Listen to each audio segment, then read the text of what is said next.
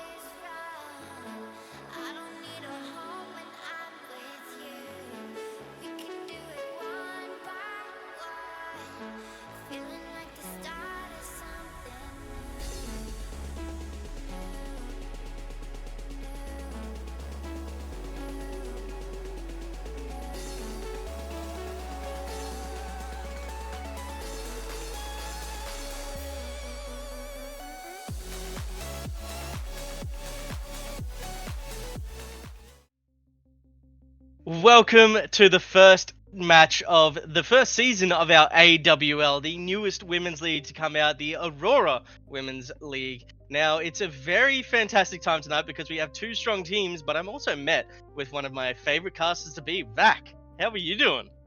Not too bad, Broken, and it is quite nice to be back in the scene, and especially since we're coming up with two really strong-looking teams. We've got Ash, Fang, Vexy, which I'm quite familiar with. We do have some new to the names. I'm not familiar with Tori, Athena, but I'm looking towards, because I know Fang and Ash very well. They're very fluent with their training, and they get their team really in. They work on their groove. They would have been probably working up to this for a bit. With 7 Raccoons, we've also got Beans, once again another strong contender. And when I last saw Barramundi play, they pulled out absolute crazy numbers. Yes. I can't remember L or Cass, but I have been out of the scene for quite a while. And SNA or SNA, they're quite new to myself. Yes. Do you know anything about some of these other guys? I don't know too much about, bro. Well, Tori has had a bit of a run-in with the Season 1. She was one of the subs for one of the teams, but then she came into Season 2 playing, I believe it was in that mixture of a rotationary roster that came in with the team. And then Athena has sort of come into the Season 2 from my memory as being a player that's sort of good. You know they're going to have that role sort of filled out with where they've got to play. They're one of those role players that you want on a team to sort of fill you out, make sure that you're confident in your roster. If we switch over to the 7 Raccoons, Elle and Cass, they've been sort of stalemates with teams. Elle has been a pretty good role player with their teams that she's been with. Same with Cass. Cass has been one of those team sort of leaders that's given a lot of the rundowns on during the match, and you watch her, she takes the lead on some of the rounds, and the team might follow it up and get a good success, but then other times she's allocating other people to other places and she's just fragging out. But I've got one big question for you.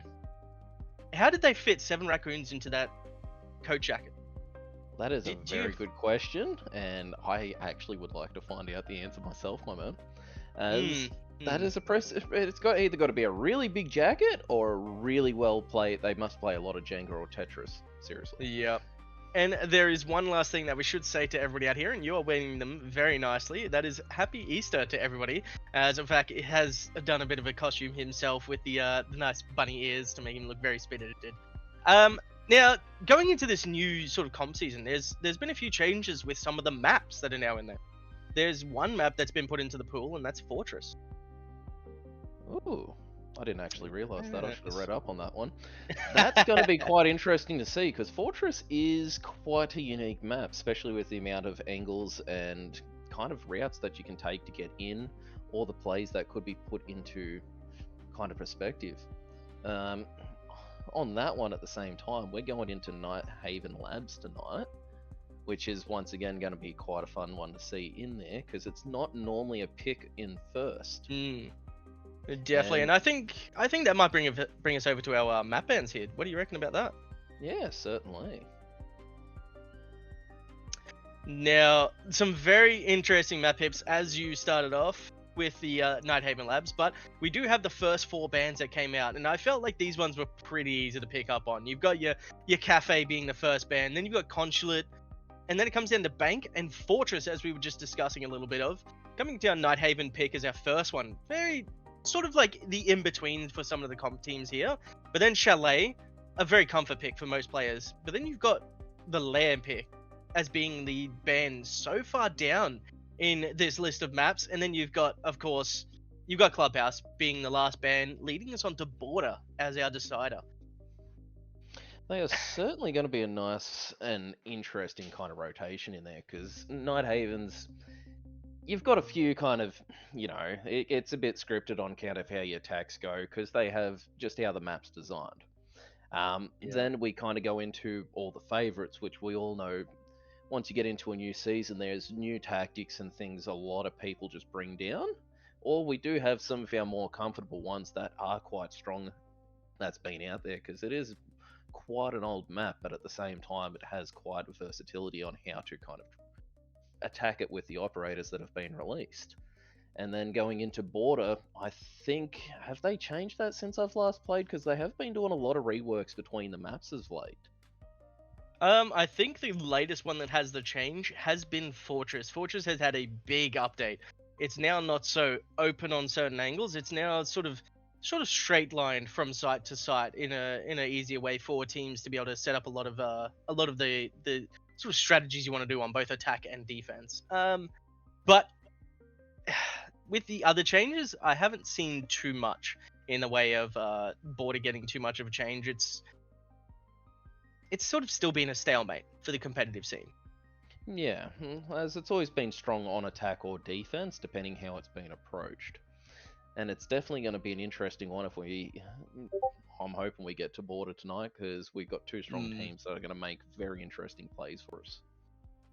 Definitely. As I feel the biggest thing is coming down to those bans, like the bans of operators and such, which I'm sure that all the players are ready to go into this game and get it started. I feel would be a good thing.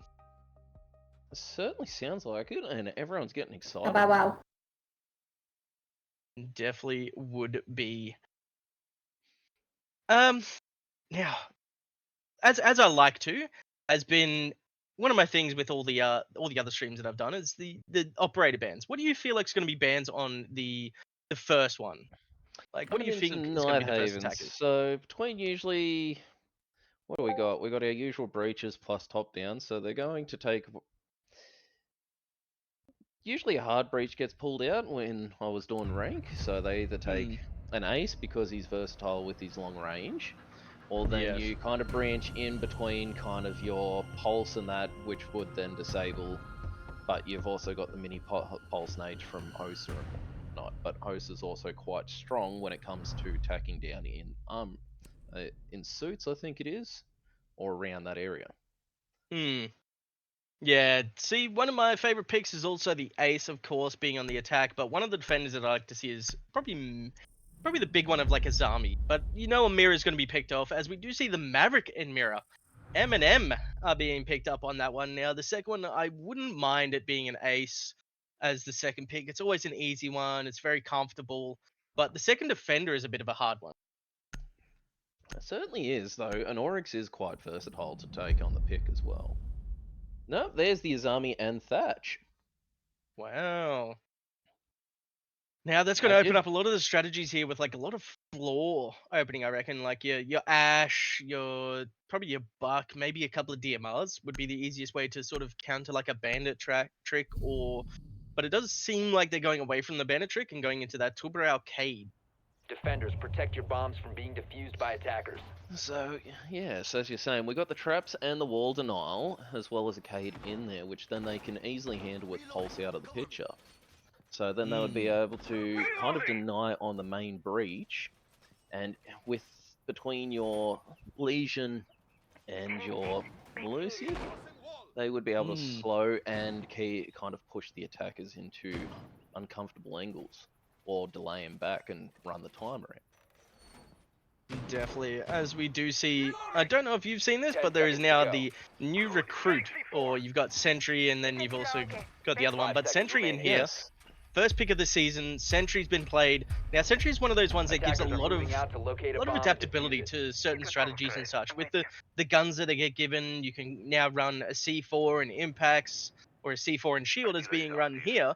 But it opens it up to, like, you can have your barbed wire, you can have the beepers, you can also have observation denial with the gadgets that just slow drones down. They don't give as much information on the start of it. But as we get into the first round, the first 30 seconds or so have been readied, as we do see a lot of prep coming into the wall. And there goes the Tabaro, as I was saying. That's going to delay him down, which then can also counter quite a few bits, as they've got a ace on the board, which we were expecting that one to be picked off, but they're going to be using their distance at the advantage. We are seeing a bit of formation in between how they're kind of setting up, where they're trying to delay the wall. But with Cade in the mix, being able to take those off when the timer sets out, so then Cade's claw can go back into action. And as we do see the first swing coming out of here by Athena, doing a bit of damage on the cast on that Tubrao we were talking about. But the first scene push looks like the wall on the first scenario wasn't really taken, as it's going to be a bit of a tough slog here for the 7 Raccoons, as Esoteric looks like they've got a pretty good denial on this wall, but the Tubrao is helping slow down the impact of all of this stuff, as Tori takes a lot of damage on the gunfight there, but doesn't quite lose her life, which is a big impact, as that is the Dockerby on the board. They've still got 2 calls ready to go to try and find where these players are. As Aussie Ash finds the first kill, gets a reload, nearly onto the second one, but Barramundi finding that kill back. So we're coming up into the more heated part of the actual fights, which is coming up quite nicely. We're sitting there watching as we got a Dockerby pulling in the angle, trying to cover in while they're trying to swing and gain that ground, so then they can take in. And we've taken down, Tori's gotten in on one on Cass, and we're down to a 4v2, and it's going to be quite interesting how they pull this through. So the odds may be in the favour of the attackers, but the defense can always pull in. I just got corrected mid-sentence there. And Ventilator's just pulled in another pick, and now it's down to a 4v1. Oh, as we do see a nice flame coming up by L here. Finds one onto Tori. That's your Dockerby off the board. It's one of your calls gone, but Vexy gets a good angle, swings back, finds the kill, securing it. The first round of this first season for quite a good attack by Esoteric on to 7 Raccoons defense. So I have noticed they're bringing quite a lot of hard breaches and spreading them around the map. So I guess we're going to be seeing a bit more of that, because they're going to be switching it between your soft breach with an Ash, you got your long range with Ace, but then they're going to pull out the utilities to make them drain off. Attackers need to locate And then they're going to defuse be as many pulling in bombs your as they kind of can. like your can openers and set up drones in between, so then they can push a hard attack. So they have changed site, which is going to kind of get the flow going and hopefully get the defense back into a rhythm. I'm reloading. And Definitely as Device positioned. Device it's hard to tell what's the good plan on, like, do you take a second turn at one of your defenses, or do you switch off? Where, from your playing path, where did you feel was the best 10 choices? seconds to go. well, every time, like even when I was in the comp scene, I may not have 5 been seconds going, but left. when I was watching my team, the one thing I noticed is you never Attackers' keep going the objective same is to side. locate a bomb You and should defuse always it. switch, which I put quite a lot of points on that, because you start getting frustrated if you stay in the same thing with the same results. You may want to win that site and then change it, but throwing change in there throws adaptation, which then So makes the attackers try and guess what's going on. So would you say it gives you like a mental reset for certain defenders and certain attackers sort of Yeah. situations and such? Like, in terms, if you put it in revelation, I can't say the word, but basically it's a battle of attrition. So if you switch it up more frequently on your sides, you're going to stay much fresher and you're going to be kind of much higher in the attrition battle. You may have lost one round, but you're not going to go down to the dumps where you're going to start losing more. It's going to switch it up where you can bring the momentum up, which then you may be able to go back to the site you lost and turn the results around. Definitely, as this is a bit of an interesting play by 7 Raccoons here. They've left the hatch soft, and it's going to open up for this Esoteric attack. Now, we do see them pushing upstairs, taking a lot of the ground above, clearing out a lot of roamers, but there is still the castle that was playing in that middle floor of Beans. Beans is one of those players that you really have to watch out for on this 7 Raccoons defense, as now it looks like a lot of this top floor is just being pushed. They're trying to open it up, trying to get those long angles as they use the ram to sort of open up the vertical, giving them easier chances on potential picks and kills here. Certainly, which will also kind of make sure they can pull out and find if there's any roams. They'll also be able to kind of get their bearings on it and understand how site's set up. As we look at it, the conflicts are starting to get kind of a bit more in there, and the roamers are starting to encounter the attackers. And Vexy's taken the pick on Beans, which it was going to be a solid fight, see who could swing the best. Yes, as we do see, they're finally getting all their pushing down onto that next part of the floor as Athena going with that fuse charges, opening up a lot of the chances of people sitting in comfortable spots where they're now not so comfortable. As it'd be interesting as this next fuse charge may come in, and it looks like all the ram gadgets have been used on those drones, but it'll be interesting to see how this push comes in, as there is a lot of these castle doors still being left and just pushing these players into very tough angles.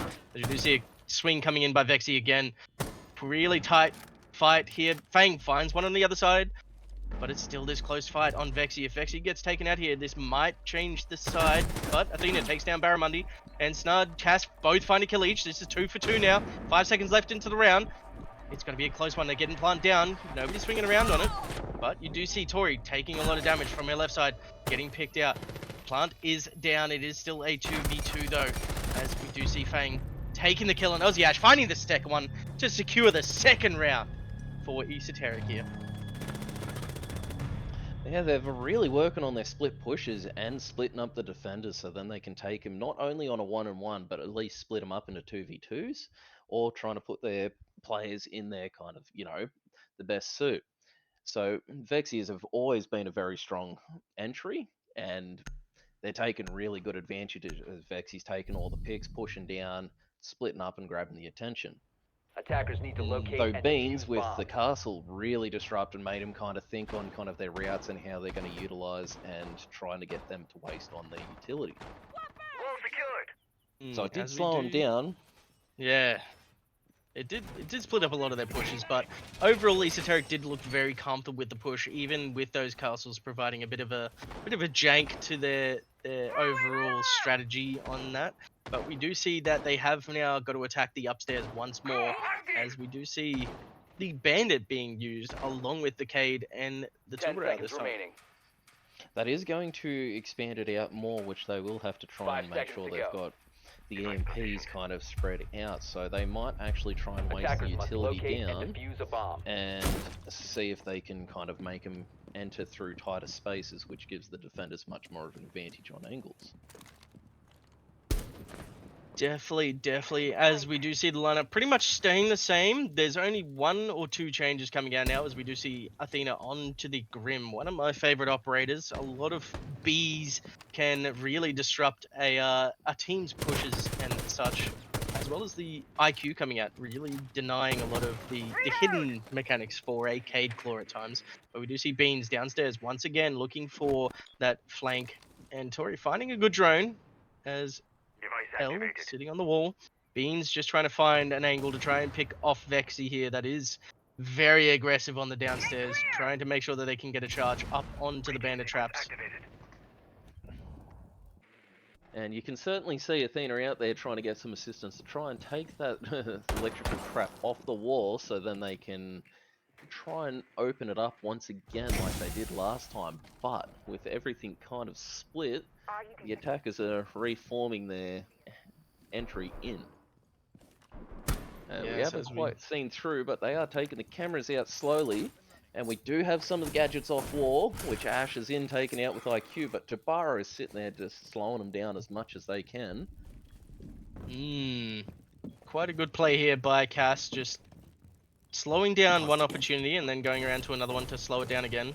Frosty metal. We do see the second one going out, but the wall reinforcement might be coming out just in time, as Cass is safe enough to get that wall reinforcement up. But we do see another fight happening here for Aussie Ash on this IQ with the Cade of Barramundi downstairs this time.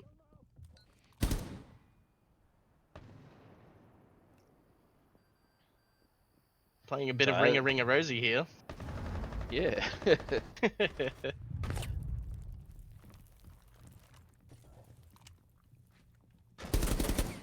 Well, they know where each other are, and Barramundi's got an Ash as they finally ended that little game, but it has been pulling down. They've managed to take down nearly 2 minutes of the time straight off the bat, which has really slowed down attack after the last 2 rounds. Definitely, And as we do see Cass sitting in a very close angle there. That was an Swapping interesting mags. one. Surprised they haven't fallen down the hatch there. Yeah, well, like I was saying before, switching between the sites gives you a chance to think, even though you may not be on the right one. Oh! What a Two for C4 by Barramundi. Barra. Fang comes in with another kind of 10 seconds left. pick, but this just kind of went down track really quick in about at least 10 seconds. My That went from a goodness. nine players on the board down to 2 from memory. Yeah, that was a big C4. Really secured that round for 7 Raccoons on the defense there. It looked like they were more comfortable. They knew what they wanted to do. Barramundi going down and supporting the sort of not so much a flank tactic, but just the waterfall stairs or blue stairs or aqua stairs, whichever one anybody calls it. And just securing the kill onto Aussie Ash, which is the IQ that's going around just punching out all of your gadgets.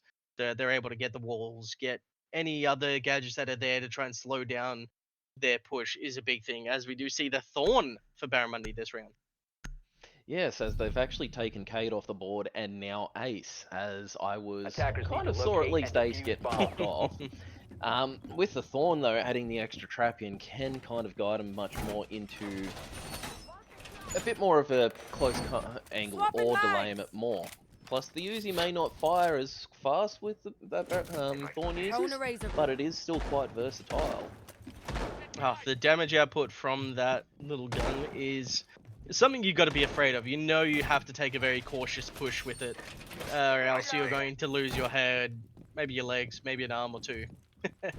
Certainly, but I've also noticed we've got Fingulator switching over to Habana, and we're pulling in. Is that Snake we've got in there switching in from Buck? Yes. And Yes. it looks like we're going for a strong kind of clear room push and a bit of vert. Definitely, as this is the first Snake operator that we will see in this first season of AWL. Now, what are your thoughts on Snake?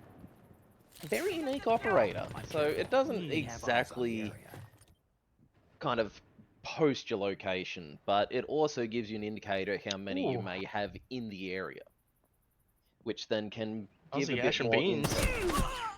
Oh, Beans taking a pick on Ash there, as we've got the first contact between round 4. definitely, as we do see Barramundi now taking a fight with Athena. Really slowing down the pushes here by this attacking side of Esoteric on this turn. As that is your Ash off the board, that is a lot of your floor just Looks like they have gone. security. A lot of the shields and stuff are also not going to be destroyed from a range now. But this is where you got to really drone, really make sure that you're finding all these roamers, really getting every bit of information that you need. As Barramundi is now slowly swinging towards Vexy. Yeah, certainly, as it's the roamers are going to definitely be slowing down, as they're usually been doing top-down tactic, but now that Beans has gotten warmed up and going into their area of general play, because Beans a very strong roamer, will set up, will delay, and may not get picks all the time, but will waste at least a good minute of their time in between. Gets the caution on the board, the attackers start double checking the corners, which slows it down. Definitely, and I think it was a good move by Barramundi and Beans here to just give up that top floor, rotate down to that second floor, and get ready for the potential push that'll come down onto the site or onto certain areas of the site here, as they haven't really found where either of them are, and they're just going for this push over the other side, while there's Beans and Barramundi just sitting on this very good flank opportunity, with Cass coming up to join them as well, as Barramundi finally gets taken out as Vexy finds the kill onto there, but there's still 2 that are on the roam. Tori might be able to pick one off here, or it might be Cass finding one, as we see a close swing and Cass finding the head of Tori. Hanging back to site to get ready for this last bit of push. Snar finds Fangulator. Defense is really pulling their game back now, as attackers are trying to get their rhythm back in. And we've got Malusi going in on Athena, as sadly I can't remember the operator's name sometimes, and That is Ram. Cass taking the pick, and we've got Vexy left on their own on a 1v4 trying to pull back and get the round in the hands. It won't lie, it's looking a little grim, and Cass takes the pick on Vexy. Yep, as I reckon this reset was a really good choice. Them just switching up the sides, getting their brains back, really focusing on what they needed to do, it's really worked for them. As I was mentioning before, like, I noticed the one thing when I was actually, like, I was only on bench, but I watched my team get frustrated, and they would pick the same damn site every time they lost. Nothing on them, but they wanted to get that win and then rotate through, but their mentality went down, and Attackers with need what to the locate defenders and have done defuse by as many switching bombs as they between, can. they've kept themselves in a more fresh spine. They've given themselves a chance to readjust. They got to that next pick to take off the hard breach. That's really been causing some drama for them, and they're bringing it back. Definitely, as we do see Barramundi, Beans, and Cass all working a little bit better together, as can tell that Barramundi, she's a comfortable roamer. You've got Beans, very comfortable roamer as well, and Cass is that sort of flex. She can come up and give good support while also staying onto the site. As you see, the Esoteric, they take their time. They're very methodical. They like to make sure that everything is going their way, and if it isn't, they sort of get in their heads instead of just sticking to their plans and finding where they need to be. Remind me later. Magnet activated. Certainly. So, as you're mentioning on that, sadly, when the plan falls apart, they get a little. Anyone can get a little bit rattled through. But the one thing I do know about Ash, Vexy, and Fang is if they may get rattled for a few rounds, but you give them just that 5 seconds to breathe, they will turn around and they will bring it back.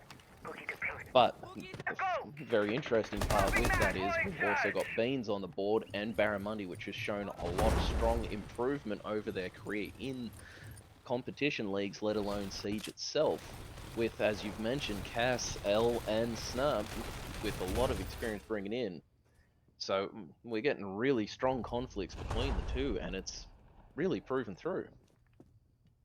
Definitely. As we see, Cass is taking a very comfortable placement up on the top of the stairs here. And we get a bit of a technical difficulty for Aussie Ash there. But she has gone down as it's now a 4v5 once more. Beans has only just taken half of her HP down as L looking for the window jump-ins, waiting for the opportunity to find a pick on somebody that is unsuspecting of that window point. But Athena trying to take another fight here onto Beans, but Cass finding one onto Tori. That is your Grim off of the board as well. That is a lot of intel giving off of the board. As well as that takes out some of the flank cover, which we've got another conflict coming in between Fuse and several of the defenders, as they've got questioning where they are. We're floating through, we're getting into the servers, and they're still in the slow push in, but trying to keep that caution and get regrouped. We got Beans low on health, but still holding in there and pulling off the job like they always do.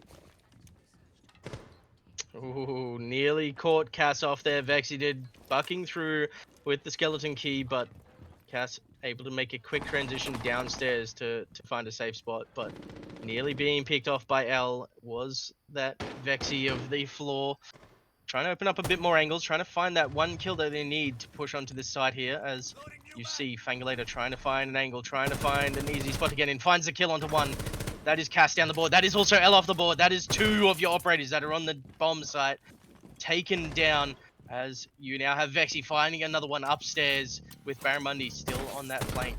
That is a lot of potential for a flank there, but Athena looks up, finds the kill, secures another round for Esoteric. And they just took that moment, like I was saying before, and they will bring back for another round. Roughly 5 seconds. Was I off? I'd say you were off by about 255. Yeah, fair enough. But no, But that was a lot of comfortable push for them. It looked a lot more Especially comfortable. They were fluent. Yeah, as they were one off the board due Attackers to need to technical locate and difficulties, and they defuse as still many managed to bombs bring as it they back, can. which is quite well played. But we are back to this upstairs start once more to see if they can secure a 3-3 defender round, because that would give them a lot of a buffer zone on their attacks. But again, it's also given Esoteric a bit of a bonus, being up 3-2 on 7 Raccoons' last defensive round here. And we've also switched in on Barramundi using Goyo. We've got a line now on the Oh, board, no. which is actually Oh, being no. switched to Fuse. So No, we're going to see a bit of fire. somebody's just suicided. I did not see Snub. that. Snar has just suicided themselves on one of the new sort of pipes that goes around and you can explode it. Hazards. Yeah. Unfortunate there, as it was a misclick reportedly. But in the end, that's what happens in this game, and it looks like they think it's downstairs. There's Aussie Ash, there's Vexy, and you also find Drone's up Tori and running. looking for this downstairs push here instead of trying to push onto the side upstairs. But they do find the one eye of Beans in a very strong position. Yeah, well, they've been generally doing a top-down, which can, after a time, get predictable, which the Magnet Romans can deployed. start countering. But if they Perimeter switched up defense from a active. bottom-up, that can also throw them quite off guard. Sadly, the Mm, defenders now are switching roles, Bomb where they're located one by off the board attackers. early on, but there's some... They may be one disadvantage, but as we've seen, anything can still happen. definitely, as we do see a bit of an angle being taken here on the hatch as Vexy getting taken down by Cass. Didn't know that the hatch was open, was trying to go for the finish onto Beans, as Barramundi takes a bit of damage here, trying to help in on to Beans, but Beans in an okay spot to be picked up by Cass here. That gives you one back on the board, as it's now a 4v4. Though we are seeing quite a bit of low health going through between the defenders, but we are getting a more calculated push. Which the Go-Go nearly just backfired on Cass, which is the one part that kind of backfires with Go-Go, being the fact that it can be used by attackers or defenders, depending on where it's placed. Magnet ready. Definitely, as we do see a sort of angle being played on from this office desk, looking out onto those slow pushes, but might be a bad look away by Athena here. Safely pushed back. By... There is some close timing here in these times. Better take a deep breath, it's about to accelerate.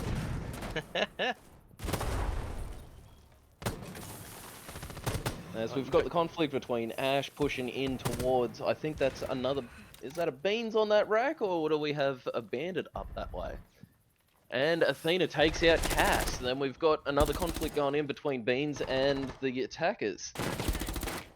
And Beans takes Fangulator out, and we're getting the push in. We've got the Go-Yos going off, and we've got Beans taking out Athena. We've got Tori taking out Beans. And we've brought us back down to a 2v2. We just got to see which ones the angles can get the better on each. And Ash takes out Barra, L takes out Tori and Ash. Ooh. L taking up that role of having to secure the round, and does it with such grace with that transition from one kill to the next to secure a 3-3 for the 7 Raccoons defensive there. Now, these are some of the interesting bans that are kind of come around for this side now. I'm looking to see a mirror and potentially a Cade out early by Esoteric here, but you've also got 7 Raccoons. They might ban out something as well. Mirror, I'm kind of seeing the same thing coming along, but they may get rid of one of the hard breaches or one of the util denials, kind of off the bat. Yeah. So maybe a pulse, maybe kind of one of the other mains. Thatcher Bandit. There we go. You've got one. I gotta the really stop getting my names right. I was trying to say Thatcher and I said Pulse. My god. I gotta lay off that cuckoo juice. But it's going to be interesting switching over to Esoteric's defense here, as the first defense for them is going to be on the command Attackers need to locate and servers defuse as many bomb bombs as they site. can. Now, 7 Raccoons have gone with a pretty solid lineup, as you've got your Zero, you've got your Dockerby on the lineup, but you've also got the Twitch and Grim now, as well as the Thermite being the choice of hard breacher here. That can be quite a strong pick, especially if they manage to identify between the Cade and the Mute. They might be able to bring that back in their favour, to be able to take the main wall down and get themselves inside to make a strong push. Or the Cade and the Mute will basically deny them completely and funnel through, and we're looking at a tight squeeze. Definitely. And speaking of which, Vexy on the good old Azami here will create some nice tight angles with that little hallway on the sort of garage balcony, and it can be a very hard push for the attackers of 7 Raccoon, as well as just any pushes in general, as it really denies a lot of the stuff that you're trying to do. But we see that one side of the wall is free, but it might be a bait on that. We got Fangulator looking a bit aggressive on this backside.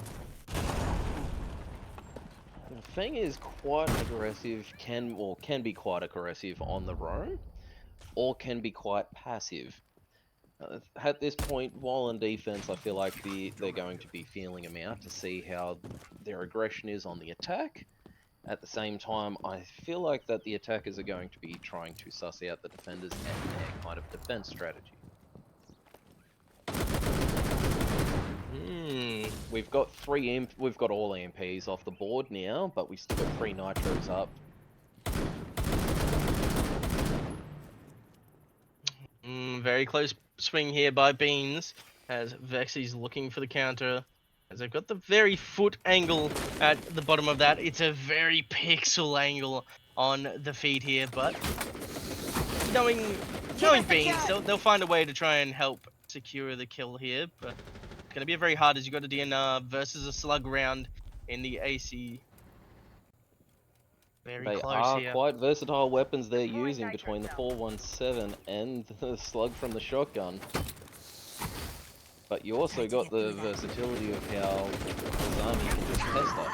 Oh! And he takes the Vexy down, the 417 wins that round. Found one. And Second floor.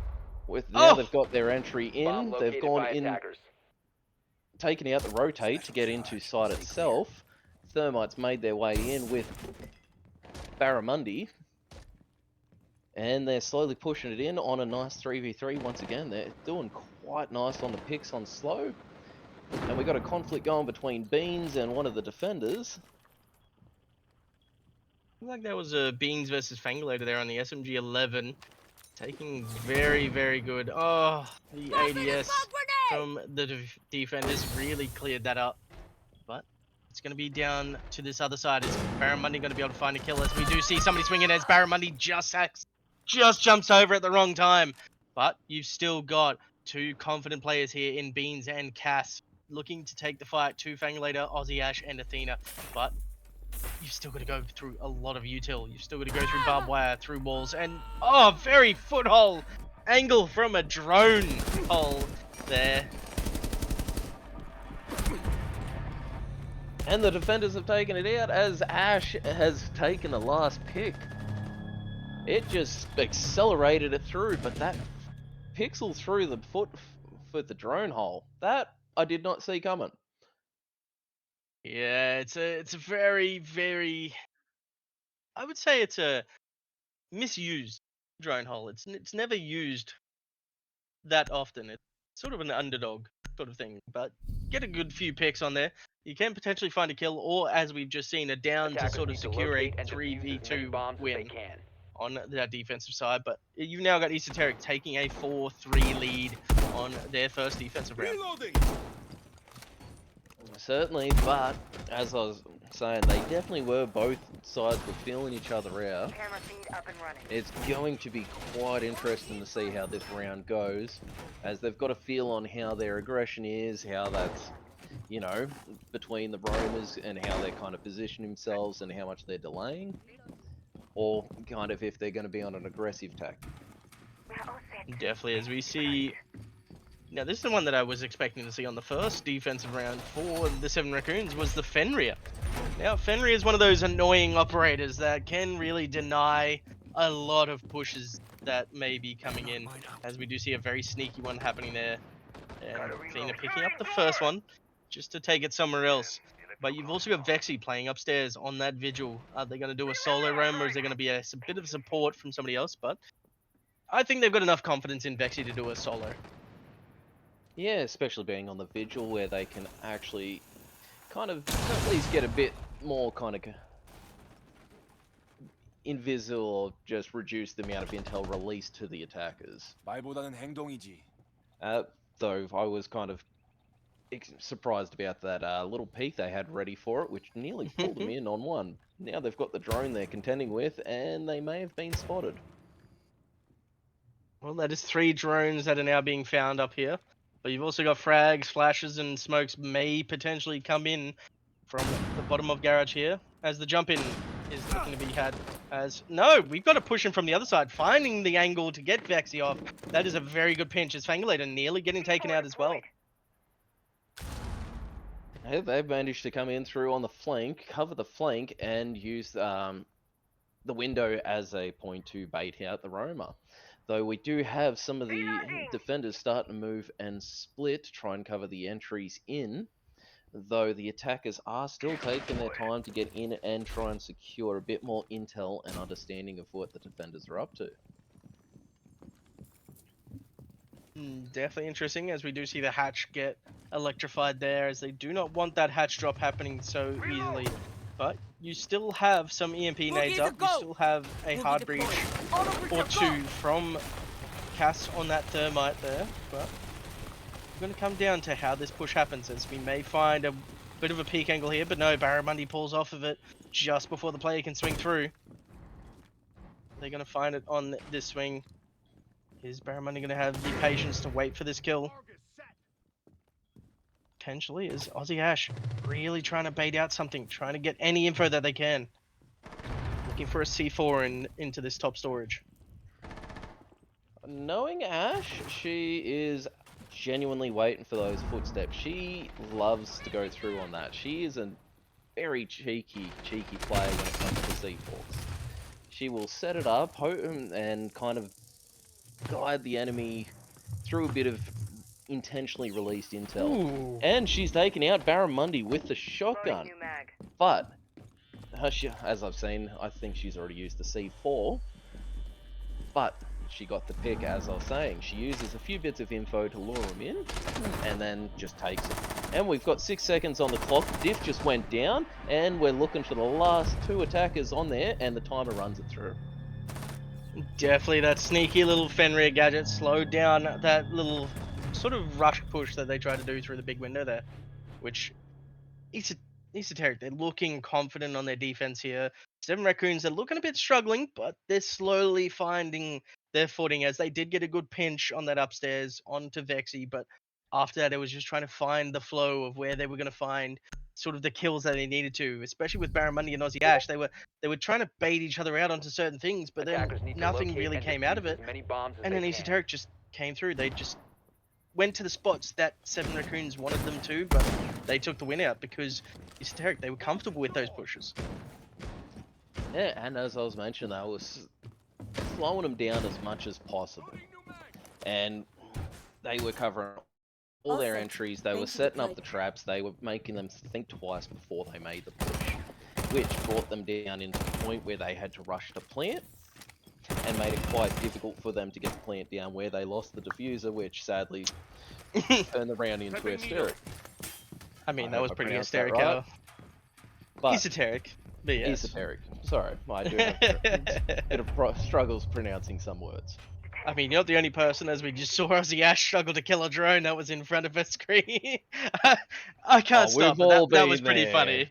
Come on, Hey, I know we've all been there, but you got to give it to Aussie Ash. She is one of those players that you know has good aim and can find the kills here. But as we come in to round 9 on a 5-3 Esoteric lead, it's going to be down to the players like Aussie Ash, like Fangalator, like Athena, that are holding those sort of pushes really well. But Athena very slow on that Cade Claw, doesn't quite find the speed to get the charge down to deny a lot of this push. And breach being opened will provide a lot of push, as we do see an early push coming in by Snar here.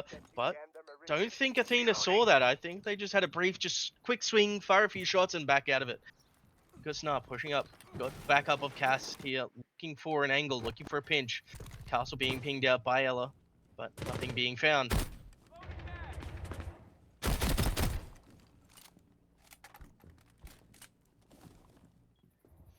It's definitely heating up into quite the conflict between the two teams. We do have Snar that's taking a bit of damage, but we've also got the attackers pushing in from a top down and split between site. So we're just trying to see where we're getting at to this point. We've got the drones going out, and Vexy's taken Barramundi, Snar's taken Athena. And we've got another conflict going where we might see another pick coming in from Snar. Am I saying that right? Sorry. Yeah, you are saying that right. That is very close shots here from Snar and Vexy, but And you've Snar's also gone got down. Aussie Ash just giving that great support. As we were saying, she's got that fragging potential. And Vexy just being a nuisance, being a vexatious person over on this spot inside of the command server. Just slowing down a lot of this push coming out as Elle and Cass are in a 2v4 situation, and they have to take out Vexy, but Ella finds a kill downstairs onto one. Cass finds another one upstairs. Tori finds the kill back onto Elle, and it's now a 1v1 because Vexy is down, but I don't think Cass knows this. Doesn't have any drones to give any info, but is going to swing in and try and potentially find it with 40 seconds left on the board here, as you have to do something with this last bit of time as she finds the kill and secures it.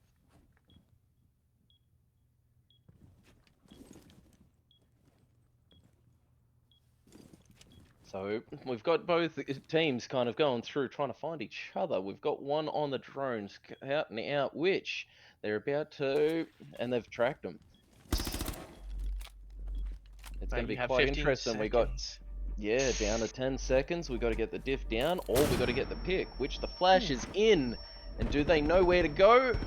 Oh, and they're covered, and Cass got Tori. The flash paid off and just got Tori on the split of a second so they could rush in and manage to take that pick.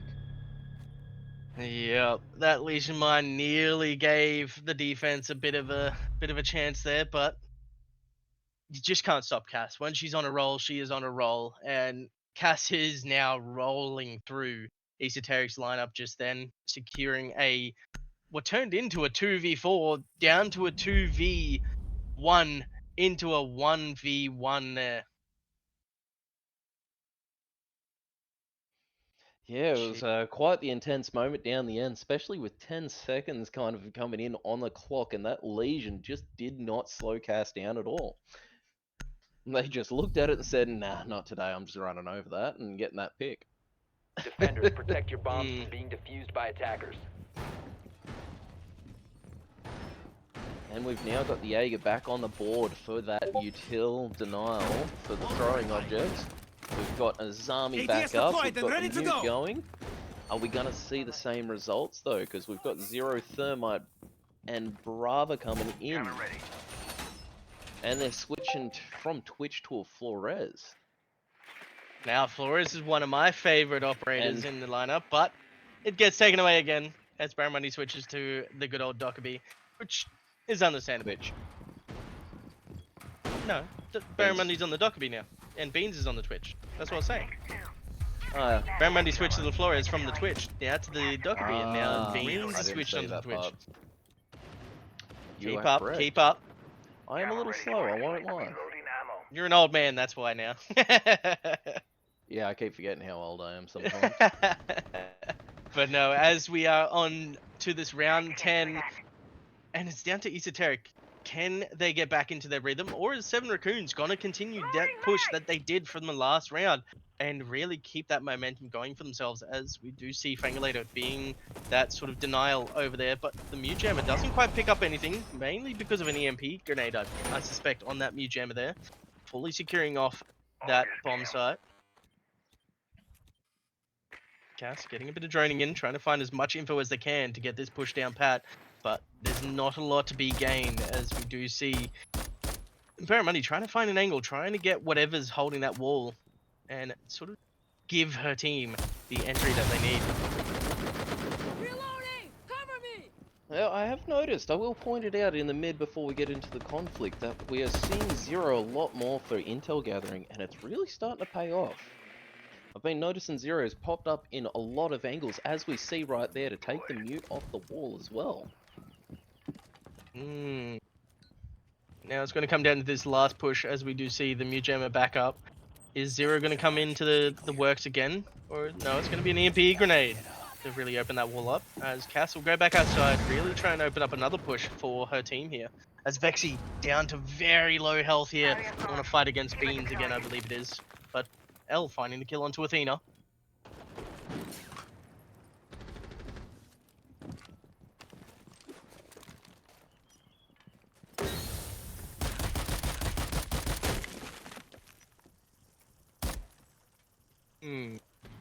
We've got a lot of the util going out at this point, but we've also got the defenders trying to play it a bit slower. Oh, that shotgun, that brings back PTSD. yeah, you cannot beat that shotgun at all. That thing is a sniper from distance, but Beans finding the kill on the Tori, as it's now a 3v3 Beans lethal with this 417, but you got Cass coming on a flank. Really good flank on the Aussie Ash. That is your Valkyrie gone. Barramundi finding the kill on Vexy. It's now a 3v1, but you've got Fangalator. This is a very lethal player. They are comfortable with their positioning, but Beans getting that bomb down. You've still got a lot of DMR potential. You've got Cass with a very good gun. You've got to find your 1v1s here and take them at a time. You can just swing all 3 players. I don't know if Fang found that kill.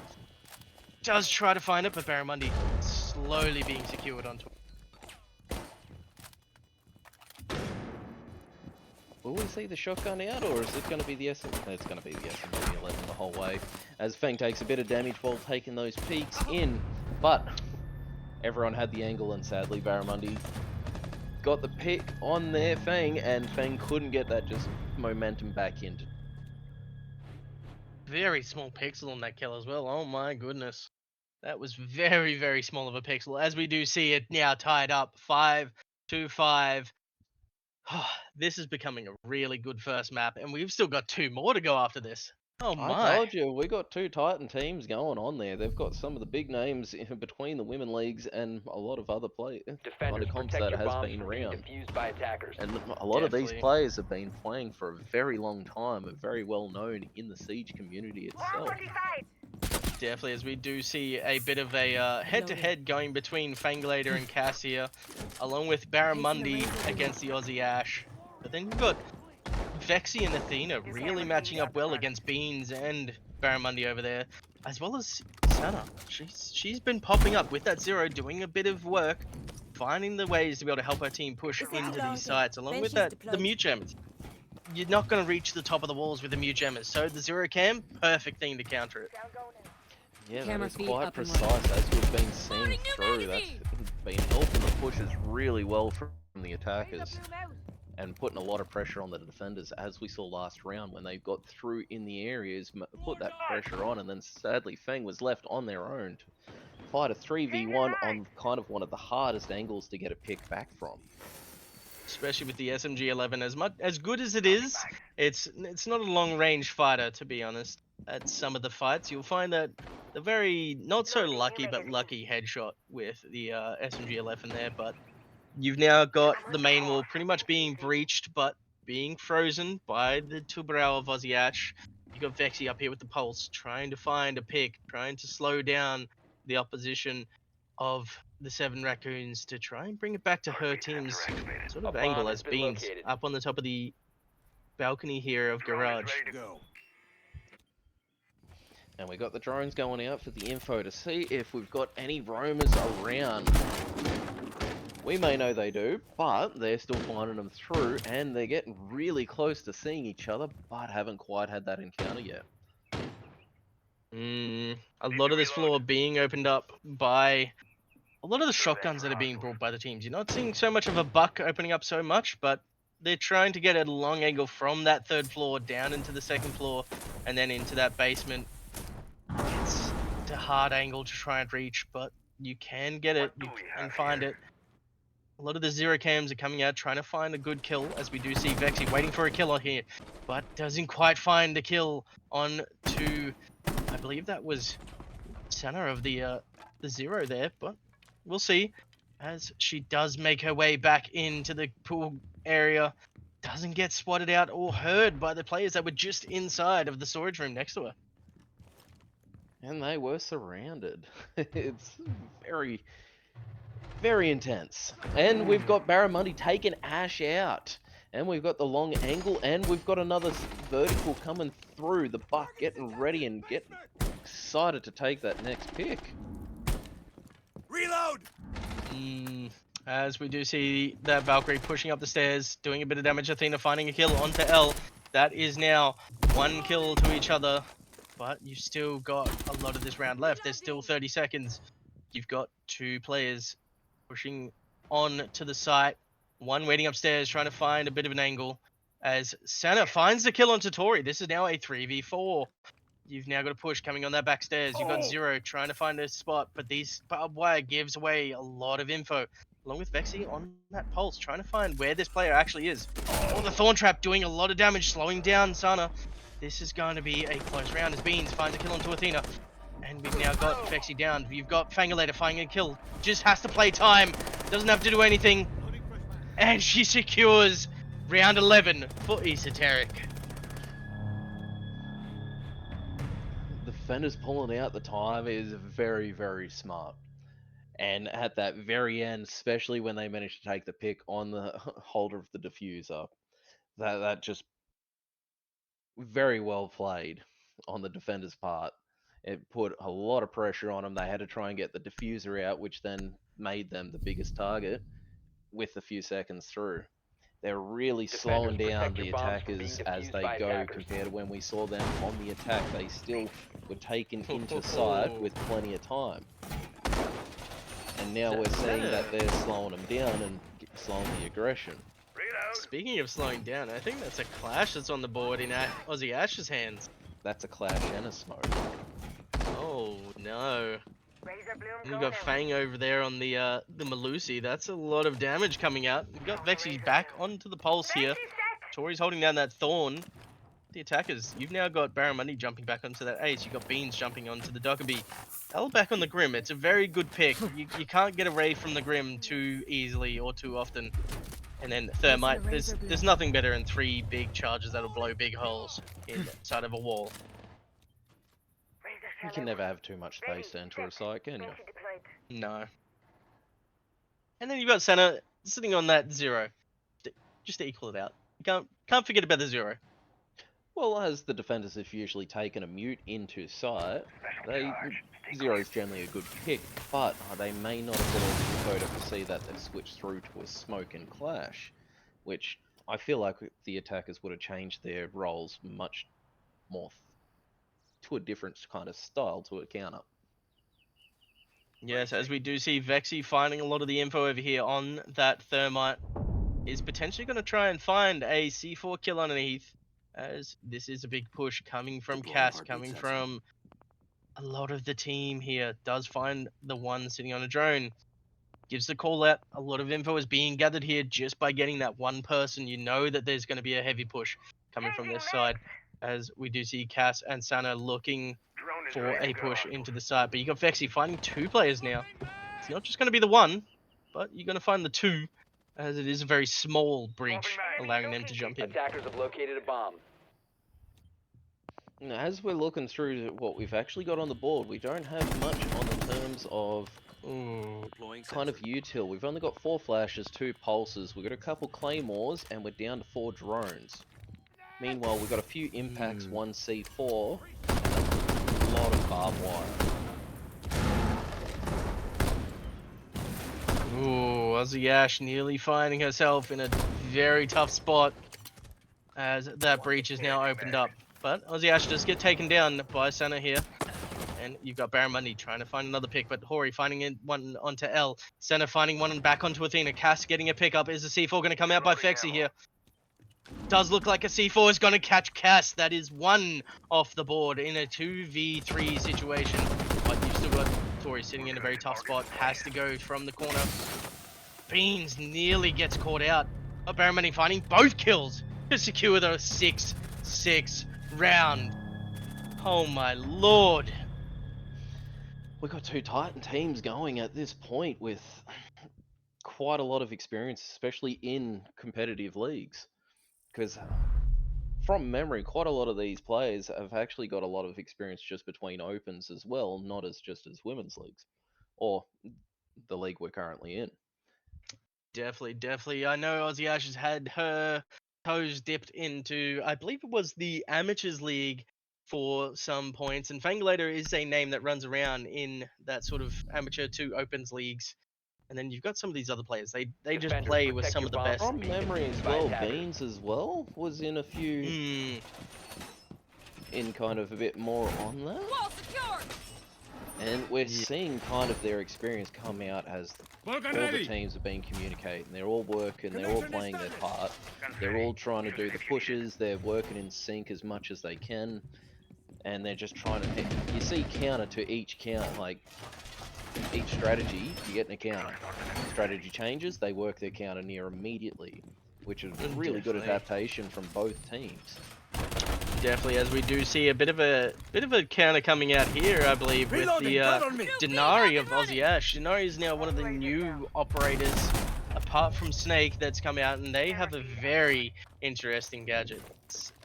It's one that It's a- denies a lot of the map if you play it down right, and you can create what they call a boxing ring with it. Yeah, I've been caught into it a few times when I've played. I still don't understand it quite well. It is very frustrating to come across. But we do see another top down coming with the Roamers sitting on top as well. We do have Vexy up here with the Ella pick now. It's not going to be the Vigil. It's going to be the Ella. She's playing a bit more safer, playing in a safer spot, but still gets picked out by Barramundi. Oh my, she is on it this round, getting that easy kill, taking no damage. Looked like one of those should have hit her in the shoulder. That pixel sadly did not go Vexy's way, but it was still a nice position. But sadly, it is a very common position as well. As we do see, it's going to be a lot of this last bit of a push, as you still have just under 2 minutes left to get a lot of this push. As I know, finding a lot of the cam placements to get a lot of info on where people are sitting, where people are going, and Fangulator finds one of the cams, does shoot it, but don't know if they found the second one, as we now see a lot of this floor being blown up, find angles to downstairs. As we've noticed, they've been really going strong with their vertical, but it has been slowing them down. As we've noticed, especially with 7 Raccoons doing their vertical down, they've spent a bit more on it, which is actually... And Athena taking the pick with that C4 on the hatch. Wow, very good pick. It was. As that took their 0 down, which reduces the intel. Now you've got Denari finding a good kill here with Aussie Ash on the gun. Don't think L on the Grim knows that they are here. Aussie Ash didn't swing. They had the info. They knew they were on the cams, but didn't quite push up to get around that wall to find the killers. Cass finds the kill on Fangulator, but Fangulator does not leave her on fresh toes. There is a lot of damage that has been done. But L now taking a slower approach, knowing that Aussie Ash is on these stairs. Doesn't find anything, but Cass finds a kill into Athena. It's now a 4v2 situation. Go on, Hive ready. As we see, we've got Bumblebee setting up for the flank. We've got Tori trying to take defense on site, but we have the diff going down. We got Util being thrown left, right, and center, throwing him into an array. We got Ash back on site, taking the fight to him. Ash has gone down, and Ella gets the pick on both. Good drop here, and a good just play, as both players couldn't find the click onto L, and L securing that kill to give her team D7 for the 7 Raccoons. Lucky number, I'd say. Seems like it. But I would also call that a hot drop. Well, as it is coming down to, I believe, the overtime for these teams, as a 6-7 has now come into our sort of sights. Either Raccoons can finish it here, having an 8-6 lead, or is Esoteric going to sign it up and have it into that overtime on a 7-7? And they've gone to the bottom, down in Cargo? Assembly? Yes. I won't lie, I forget quite a few names for this map. Yeah. But they have gone to the same site they just took on attack. How are we going to see the difference between that, where they can take the defense on it? Because when we started the rounds, they actually got, the attackers took the first pick on both rooms. The strategies were then switched up, but the attackers will be ready for a change in how that was done.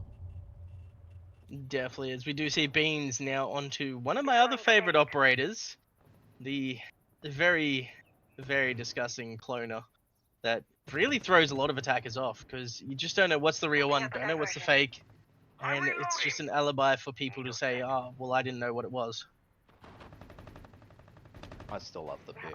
Alibi is one of my favorite picks. The fire Oh, rate, definitely. the accuracy, just the Mm. speed.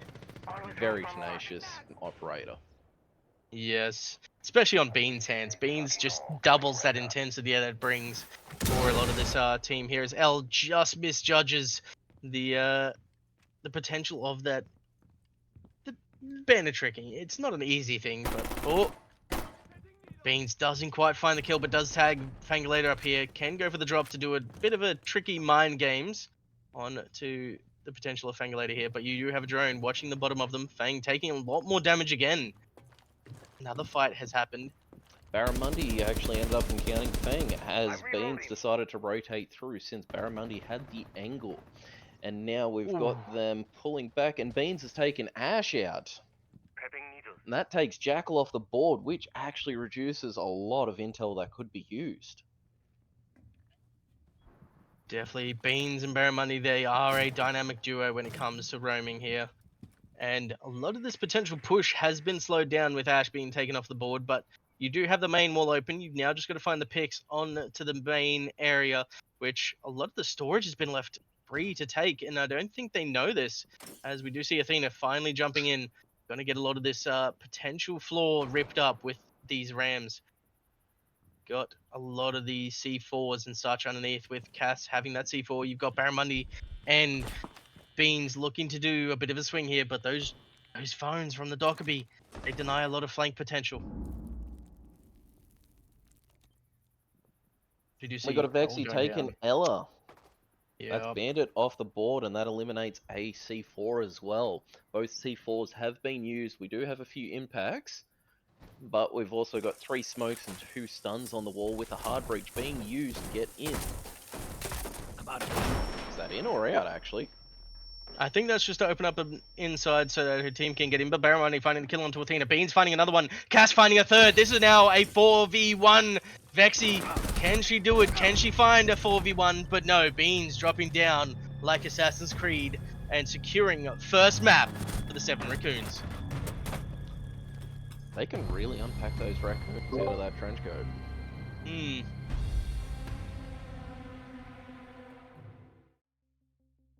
Well, that was quite a good match. That was, as you said, 2 titans of the Women's League just going head to head, really showing us that it's not always going to be a back-to-back. It's not always going to be an easy just go with the flow type of game. It's going to raise up. It's going to go change. It's going to be this, that. Pushes were the main crucial thing. And as we did see from the 1 roamer compared to 2 roamers, a lot of the pushes were slower with that 2 roamer. As soon as Vexy was off the board, that's one of your potential fraggers that's now gone, and you cannot do anything. The better idea would have been getting that first stop, making them waste 30 seconds, drop down to the next floor, maybe waste a bit more, then fall back all the way to the site. They did do that in several rounds though, but it was getting to the point.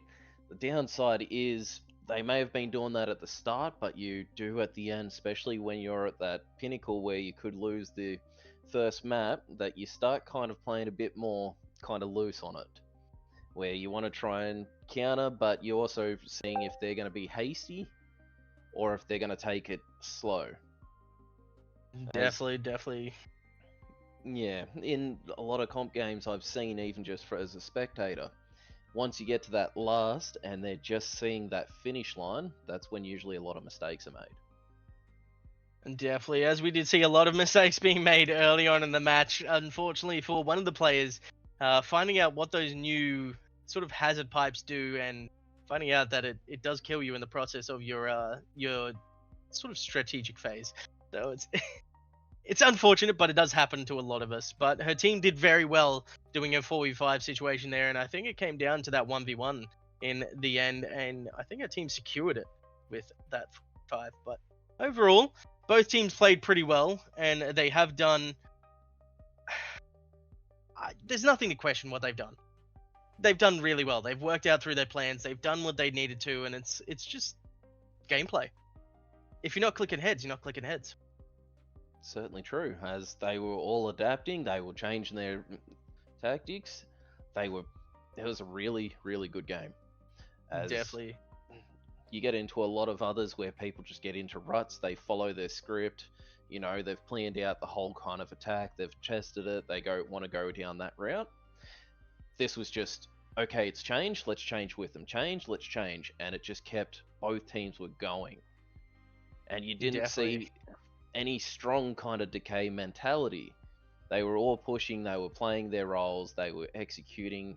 They were getting in, and they were just playing really well. It was really, really good to see. Definitely. And speaking of change, I think it's time to change over to our second map, being that chalet, which is a bit more comfortable for, I guess, most of the Siege community, as we all do know it and we all do love it. And it's a chilling experience there. I've pulled off an ace once. I was in casual, and I wasn't very good. Definitely. As I'd say, a lot of us have done a really good job on securing a lot of the sort of highlights on this map, and a lot of highlights have been created to allow us to sort of gain confidence, I would say. It certainly is. It was one of the maps that I first learnt when I came into the game a good couple years ago. I was very familiar with Chalet and the fun part, Border. They were my two favorite maps that I went through. Mm, Because you yeah. always had your garage, you had your as a bottom up, or you've always had Mm, the master bedroom down. With Border, you've always got your visa or your main entry with the archives that covers your top and bottom downs. But there's always other ways to go with the soft walls around, and you've also got like the garage, you've got several doors, and you've always got a way to change the tactics. You've always got your definitely. versatile kind of. You can. I feel like there's still many tactics out there that still haven't been able to be used or discovered with the maps that we know to the day. Mm. And as we do see in most of the pro leagues, there is a lot of new strats that just pop up out of nowhere. There's a lot of people that have more confidence in taking long gun fights. There's more confidence with a lot of people that like to reinforce all the walls, just stay comfortable and turtle inside of things. But as we did see on that last map, there's a lot of people that do like to roam. They like to be that nuisance. They like to be the bunny in the trap as well. I'm a little scared now. There's nothing to be scared of. Oh, I am the bunny at the moment, aren't I? Yes, you are. But overall, I'm expecting a lot of confidence coming out of the teams now. They're a lot more comfortability with this map. Say a lot Yeah. more comfortability gives a lot more confidence in like where you're holding, where you're attacking, how you want to proceed, what your strategies are going to be. I'm expecting a lot of C4s to come out this time. Certainly, especially with Ash. I know she, like, I may bring her up, but I'm very familiar with Ash's playstyle, at least back a few years ago, and she's always been a versatile placement with her C4. And Hmm. I've watched like 20 of her C4 montages because I was just like, Jesus Christ, how just pull that off? Yeah. But at the same time, like, you got Fengalator, you got Vexy, you got Ash, you've got Beans, you got Barra's definitely going to be very familiar with this. I've heard between, as you're saying, Cass has been around for quite a while, and Ella. I'm not sure about Tori and Athena, how long they've been in the scene, but it's a map that's just hasn't been touched for a very long time, and it's a very comfortable map across every Siege player. You know, kind of most of your callouts have always been the same. You've always got the versatility between your vertical. You've got a lot of positions that can be played or shouldn't be played. Trust me, I'm always in the position I shouldn't play. Yeah, but that's what you do to yourself, though. You put It's yourself in fun. Look, situations where man, you see a jacuzzi, you got to jump in it. Sometimes you get a pick, sometimes you you're don't. one of those bathtub players, aren't you? No, it's just the jacuzzi. It's big enough and it's fun. Mm. I'd hate to see you on a new fortress. You would probably sit in the bathtub a bit too much.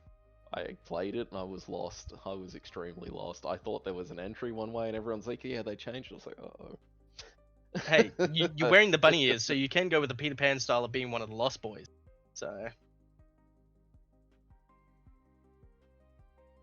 or I'm going to Neverland, am I? yes, you are going to Neverland. because there's never any way that is going to take your confidence down from what I've known for how long you've been streaming for, how long you've been playing for, and everything. I've never seen you once get down in the dumps unless it's really needed. Oh god, now you got me really thinking. Hey, That was before my 30s, man. whoa! We don't talk about the 30s here, all right? We don't talk about the 30s. I've just Once peaked you my get 30 past- at the start of this year, all right? Yeah, welcome to the club. Sadly, we don't have jackets. Yeah, I know. They're being There's in the raccoons that have process of stolen them. ordered. Yeah, that's how they fit Bloody- 7 in there. I'm a pretty big fella. Raccoons are bloody stealing all the jackets apparently for the 30 plus club, but it's just how you got to go. And I think we're just waiting on one or two players to come back from AFK. I haven't been told anything else yet, but I gotta say this has been a really good night so far. This is a Especially great map Easter 1, gift. like Yes. it's not often, especially straight off the bat. As usually you Mm. get teams getting together, like they've been working together, but you get the true medal once the game starts. Because Yeah. it's it's not often you get into a game, you get it streamed, and everyone does have that in the mind. When I started playing games with some streamers that were of that, it's just like, oh god, I'm on stream. I gotta make sure I don't do anything stupid. Everything I do is stupid. We all know that. I How do wasn't gonna play- comment. You've said it yourself. I wasn't Well, gonna how do you comment on play it. 3 frost traps and manage to get 2 hits, and everyone's still trying to figure out because they're in the middle of the floor? Just I have glitches. many- Yeah, look, I was just cheeky. Though I keep Yep. running into my favorite Capcan placements. But yes, I think we are ready to head into our next map of Chalet. I think it's going to be a very interesting map, this one. I'm sure it's going to be one of those It ones that is. we feel that is going to go one way or another. But overall, these teams, as we saw in that last game, are going to be confident with taking that second floor down to the first, down to the basement. If there is a basement play, and there's always going to be a basement play in Chalet. There's no way you There's can't go away from the always. basement. If they don't, I will be surprised, and I don't know what I'd have to say to it. Well, you'd have to clank your drink and sip another one for the crew. Oh, there's only so much I can have, though. You're gonna have me snoring soon if I go anymore. But we do see the Thermite Mirror being the first bands coming out here. I was very Strong surprised by pick. that. I thought it was going to be the Maverick again. Nah, you always want to ban Mirror on Chalet. Mirror is Oh. way too strong, regardless of who's got. Ooh, Especially with Mirazami. that Azami. That Azami is also quite versatile, though the Grim isn't as strong to my personal knowledge. Grim does generally counter a lot of flanks, but there is a lot of places they'd have to cover, which Defenders, they wouldn't protect be your able bombs to. from being defused by attackers. Yep, but we do see the starting lineup for each of these teams being the Goyo, the Valkyrie, the Malusi, the Pulse, and the old Rooney Rooney. on the defense this time. Now, we didn't see it last one with that DMR and all of that other gadgets that deny a lot of pushes and slow a lot of the pushes down as Ash, please. But we do see a few changes coming out of the attacking lineup. Switching over to the Ace, the IQ, the Brava, Dockerby, and the Zero coming back in. A very interesting choice of the Dockerby onto Dockerby switch. That's thrown my mental out. I was trying to figure that one out, but hey.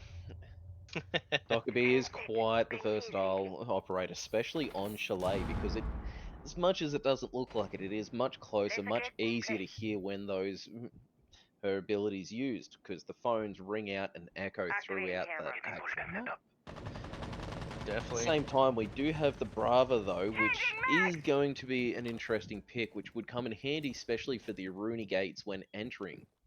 But they'd have to get the drone in there safely to be able to pull it off. There we go. They've already got one of them. But they got to get the Aruni gate. They've only got They a got the few Aruni hits gate. on that. Did they? Initiating. They Yeah, came through that's the thing trophy she window? captured. Hack successful. No, she came through main window, caught it on the inside, and then now they got control of it. So they can push from Wolf to this main balcony. As Fang does find the Malusi gadget was taken, had to destroy it, and is now watching into that library. As I believe Ash was playing underneath, but Tori goes down first on that first push by L, finding a good kill. into the side. Thank you for that correction. I didn't realize that. I was thinking of wolf entry instead of window. Usually slows them down, especially when plants needed. I don't think they know that that gate is no longer theirs. But Neither thank. do I. We got the cheeky table play coming up here as we're going on a 4v4, and Cass takes Feng out. Now we're down to a 3v4, and the attackers are really taking over the front side with the mezzanine and coming in, and we've got... Oh, that was close. Cass didn't quite get it in there on the second one, and Ash gets the pick in return. Heartbeat sensor activated. I might have had to say that the other way around, but I was kind of reading top down, not bottom up. But that was very close, nearly a double pick from that defender as the attackers were taken in. We got the Pulse eyeing off, and Athena took out Cass before Pulse could. And we're down to a 2v2, which is really coming up to the quite tense situation. We've got a lot of positions open. We've got them split, and we've got two sets of 1v1s, and we've got Vexy taking Barramundi out, turning it into 2v1. But Vexy's not making the push up. They're rotating to come through mezzanine, and we've got Athena pulling in from the entry, trying to locate which side they're pushing or holding. And Bean's taking Athena out down to a 1v1. Oh, and we've got Pulse eyeing them off. Sadly, the C4's being used, but we got them trying to do the vert, and the diff's down. As this is going to be a very interesting 1v1 here, as you got Beans, who was one of the potential top fraggers from the last round, and Vexy was one of those players you had to watch out for. But it's going to be a close one. Beans goes back outside, playing on that balcony. I think Vexy has a sort of mind of where they're going to be playing. Does concuss themselves by accident with that smoke play. Got to know that somebody is sitting outside. They're no longer outside. They're sitting on you. And you got to go for that win in the fight. And Vexy finds the kill. Winning the round. Oh my. I did not see that coming. That was very well played. Whew. Vexy just showing that they should be one of the top frags after that last game, and showing that the UMP on Pulse is still a lethal weapon. And showing us that they're still a lethal weapon themselves. Might just have to watch the movie Lethal Weapon after this, it seems. Oh, I gotta do the whole series, man. 4. Whew. Sounds like a plan. It certainly does, but we are seeing very strong Attackers plays, need to very locate and well defuse done from bombs. both teams. Definitely, as it looks like we are going over to the game's bar bomb site this time, and this is one of the ones that I like playing, because I will play in that corner of death, as they like to call it, because you either get the kills or you die, Door secured. and I'm fine with either of those. I'm always the latter of the decision. Yeah, Explosive ordnance. we're all there at some point. All right, we're all there. Oh no, I went there and never came back. 10 seconds to insertion. But Razor shell. I feel like we're going 5 to be seconds seeing left some before very insertion. nice plays from these teams, as we've been seeing all night. They're Attackers are spreading moving out, to they're defuse a putting bomb. in, they're covering the top-down pushes, they're trying to delay the vert from being pushed in. We are seeing quite a lot of impact grenades and Magnet deployed. stuns on the clock, though. Magnet activated. Definitely, as... Jeez, sorry about that. That's alright, I was actually trying to count. We got 7 stuns and 7 impacts. This is, Sevens are coming out. Might be a sign for 7 Raccoons here. here's their lucky number. Well, 2 of the impacts have now been used as either rotation areas or head I will holes. watch over us. But the 1 discs, the frisbees, are being placed in spots that we feel will allow a lot of the shield destruction to be denied. As Aussie Ash is now running back down to safety after they notice that a lot of this bedroom, a lot of the office side is being pushed in. Oh! And we got Aussie the counter Ash. from Aussie Ash, taking Barramundi out. Oh my. Reloading. Very dirty. Gas trap in position. It's very strong plays, as Ash actually is a very strong kind of roam at the same time of delay on Chalet. Perimeter defense Played active. quite a lot of Definitely ranked has. matches with her, and when we get this map, she nearly wastes a full minute of the opposition's time. And that's without taking picks half the time. We got Loading Fang new taking magazine. out Sana, we got L taking Athena, but we still do have a 4v3 going. We got them coming in through Trophy, if I remember, or Library. We got a bottom coming up from Ash, pulling in from the bottom instead of continuing down the top down. 말보다는 행동이지. Definitely has. It looks like L finally takes the round around the library after feeling 2 thorn traps tickling the toes, and a lot of the denial from the thorn trap now is that it slows the operators. Doesn't deal so much damage on length, but it does give you a lot of Attackers have that, dropped the bomb same as what the diffuser. frost mats do. A lot of that bleed, a lot of the slowing down and everything. So gonna be a very interesting how they hold out until L is back on full speed. As we do see Beans trying to push down, trying to find somebody. Does get notified of information that there is somebody sitting in that kitchen hall. Coming around this corner will be a big problem for Fangalator, but I don't think Fang's going to be looking for a push here, as a lot of this push is now going to be down onto the site. Beans finally gets taken out by Ozzy Ash, but you still got 2 players looking for a drop. There's 20 seconds left. You've now got to push. You've now got to do everything to try and get there. No drop has happened yet, but a lot of the impacts, a lot of flashes are coming out. Cover me. Tori finds a kill on the Cass. It's now a 1v4. L trying to find a spot into fire pit, but Fang finding the kill. Now that just ramped up very quick in that last 20 seconds, but we also saw quite a lot of util being brought out, which delayed him even more. But as I was saying, Ash pulled it off. As I said, she'll take that full minute off him, even if she's getting a pick or if she's not. She will make him think twice before coming down. But the one thing about this game is 7 Raccoons always adapt and change their tactics, so it's going Defenders, to be quite protect your bombs interesting from what we being see defused coming by out of attackers. it next. Definitely, when they're inside of a coat jacket, you never know what they're going to be doing. Ammo. Well, there's 7 of them. Well, technically 5 right now. The other 2 are just sleeping.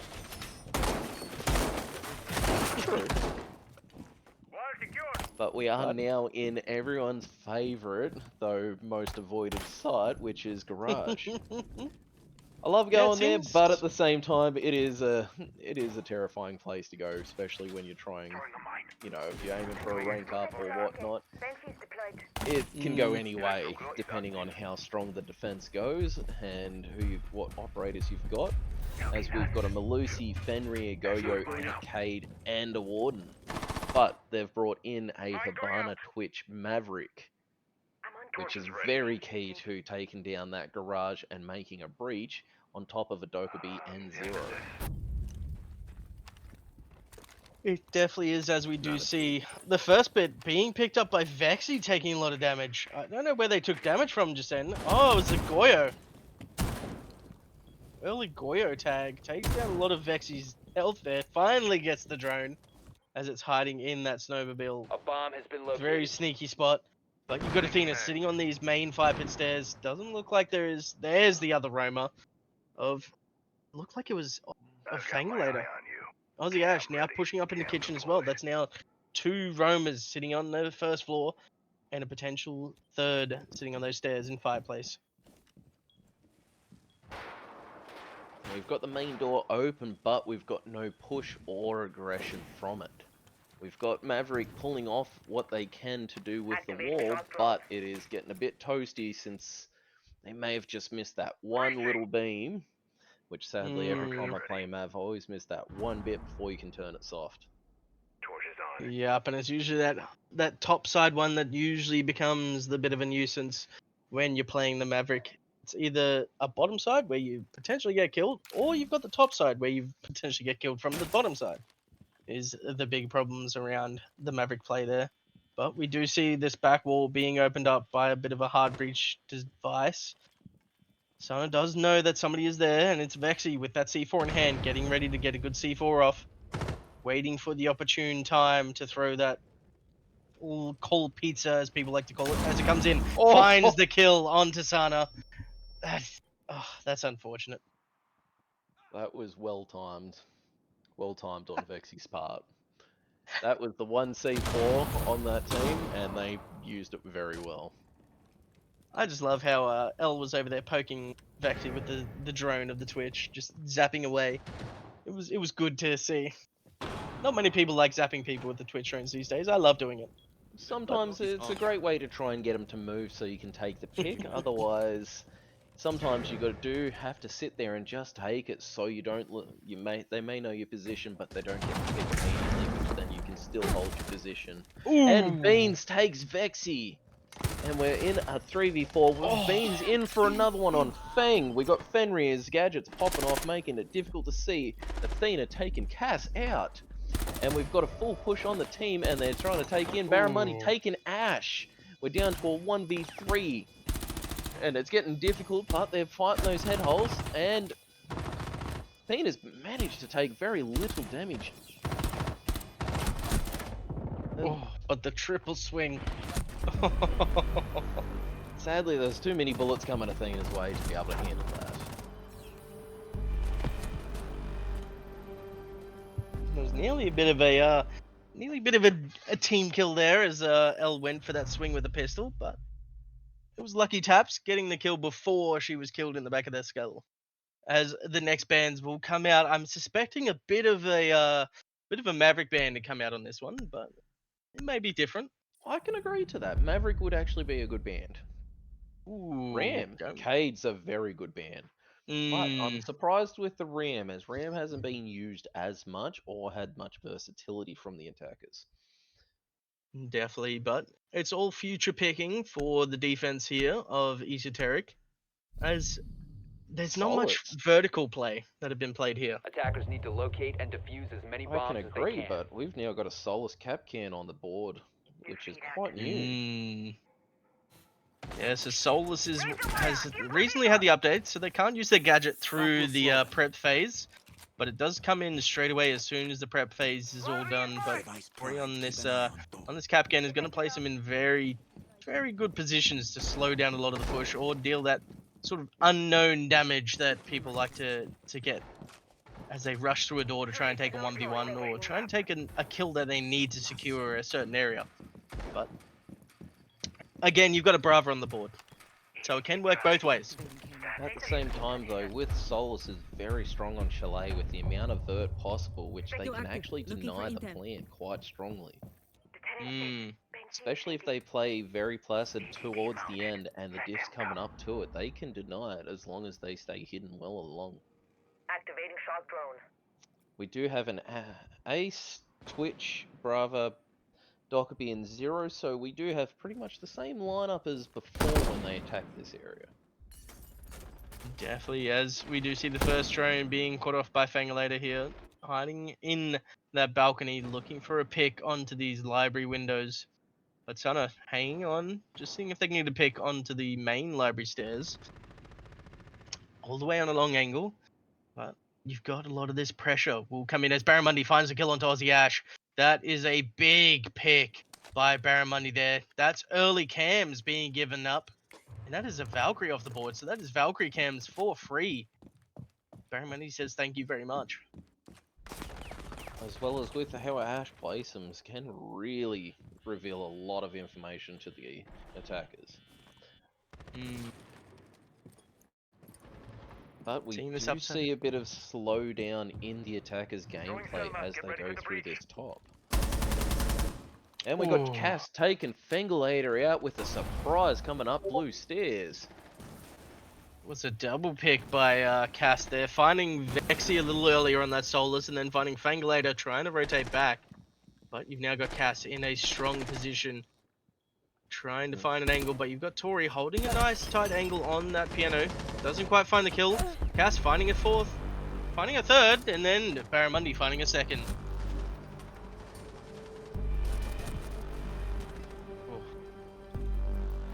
Lovely, lovely plays by the 7 and Esoteric here. It's just a back and forth battle. It's never-ending enjoyment of Rainbow Six Siege. They may have used the same ops, but they did change their tactics quite a lot, especially on how they entered and cleared. But Well, I we would- now get the Aussie Defenders, boy. protect We your get the bombs from Mozzie. being defused by attackers. Activating camera. we are missing Deploying Uruni though. explosive ordnance. That's actually quite a surprise, as that was generally slowing down the entry. But with the amount of Brava coming through, it's not a bad play. Hmm. You do see the lineup being swapped once again. Beans jumping off of the Flores, back onto the Ace. Ella for the Buck onto the Twitch. Cass staying on that Brava, and then the Barramundi Twitch onto the Doc B. And Sana going from the Nomad to a 0. Now, Nomad's one of those operators I do like to play on the attackers as well, but it's also a situational one. If you don't feel like there's any flanks coming in, you don't have to worry about your flanks. Swapping! Fangulator just missing out a very sneaky drone by Cass there in the bar. It's going to catch a lot of information there for the 7 Raccoons attackers. Vulcans are all in play. They've actually got 2 in the bar there. Jeez. Very, very sneaky droners. As Vexy has been found here, doesn't know that there is 2 drones just eyeballing her position. But she's now found 1. Well, Vexy's going to be the more versatile to be able to clear those out too, as they can detect them. Yes, they are a very vexing operator. I've seen some magnificent plays for people who started using Solus, and it made me realise how painful it can be to have Solus on certain maps. Definitely, definitely. Now, are you a P90 or are you just shotgun with SMG11? P90 every day. I like my shotgun with the SMG. It's quite fun. I just got comfortable with the P90. I'm talking Rook and Doc, day in, day out. Cam placed. Yep. Barramundi picking off Ash once again. I'm starting to feel Barramundi's got Ash's number because she keeps finding them. Sequence activated. Drone spinning up. Yep, as that is a very good number to have because that is one of the highly frequent fraggers for the Esoteric here off the board, and Barramundi just knowing where they're going to be playing. But you've also got Fangulator nearly getting picked out by Cass there, but Beans swinging in, finding the kill on the Fang, only taking a minute bit of damage. Not so much damage, but took a bit. As Not enough to take him out, and Cass taking the pick on Oh! Tori. Cass again on Athena, and Ah! Barramundi in on Vexy with a flawless round. Jesus.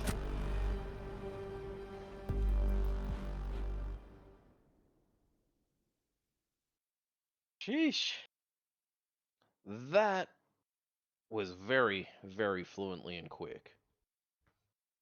Yep, especially on that swing by Beans to pick off of Fangulator there, because that was a very strong position by Fangulator to hold, just outside of the bathroom, on that balcony. Defenders, protect your bombs from It's being just one of those defused by ones you attackers. need to have somebody playing.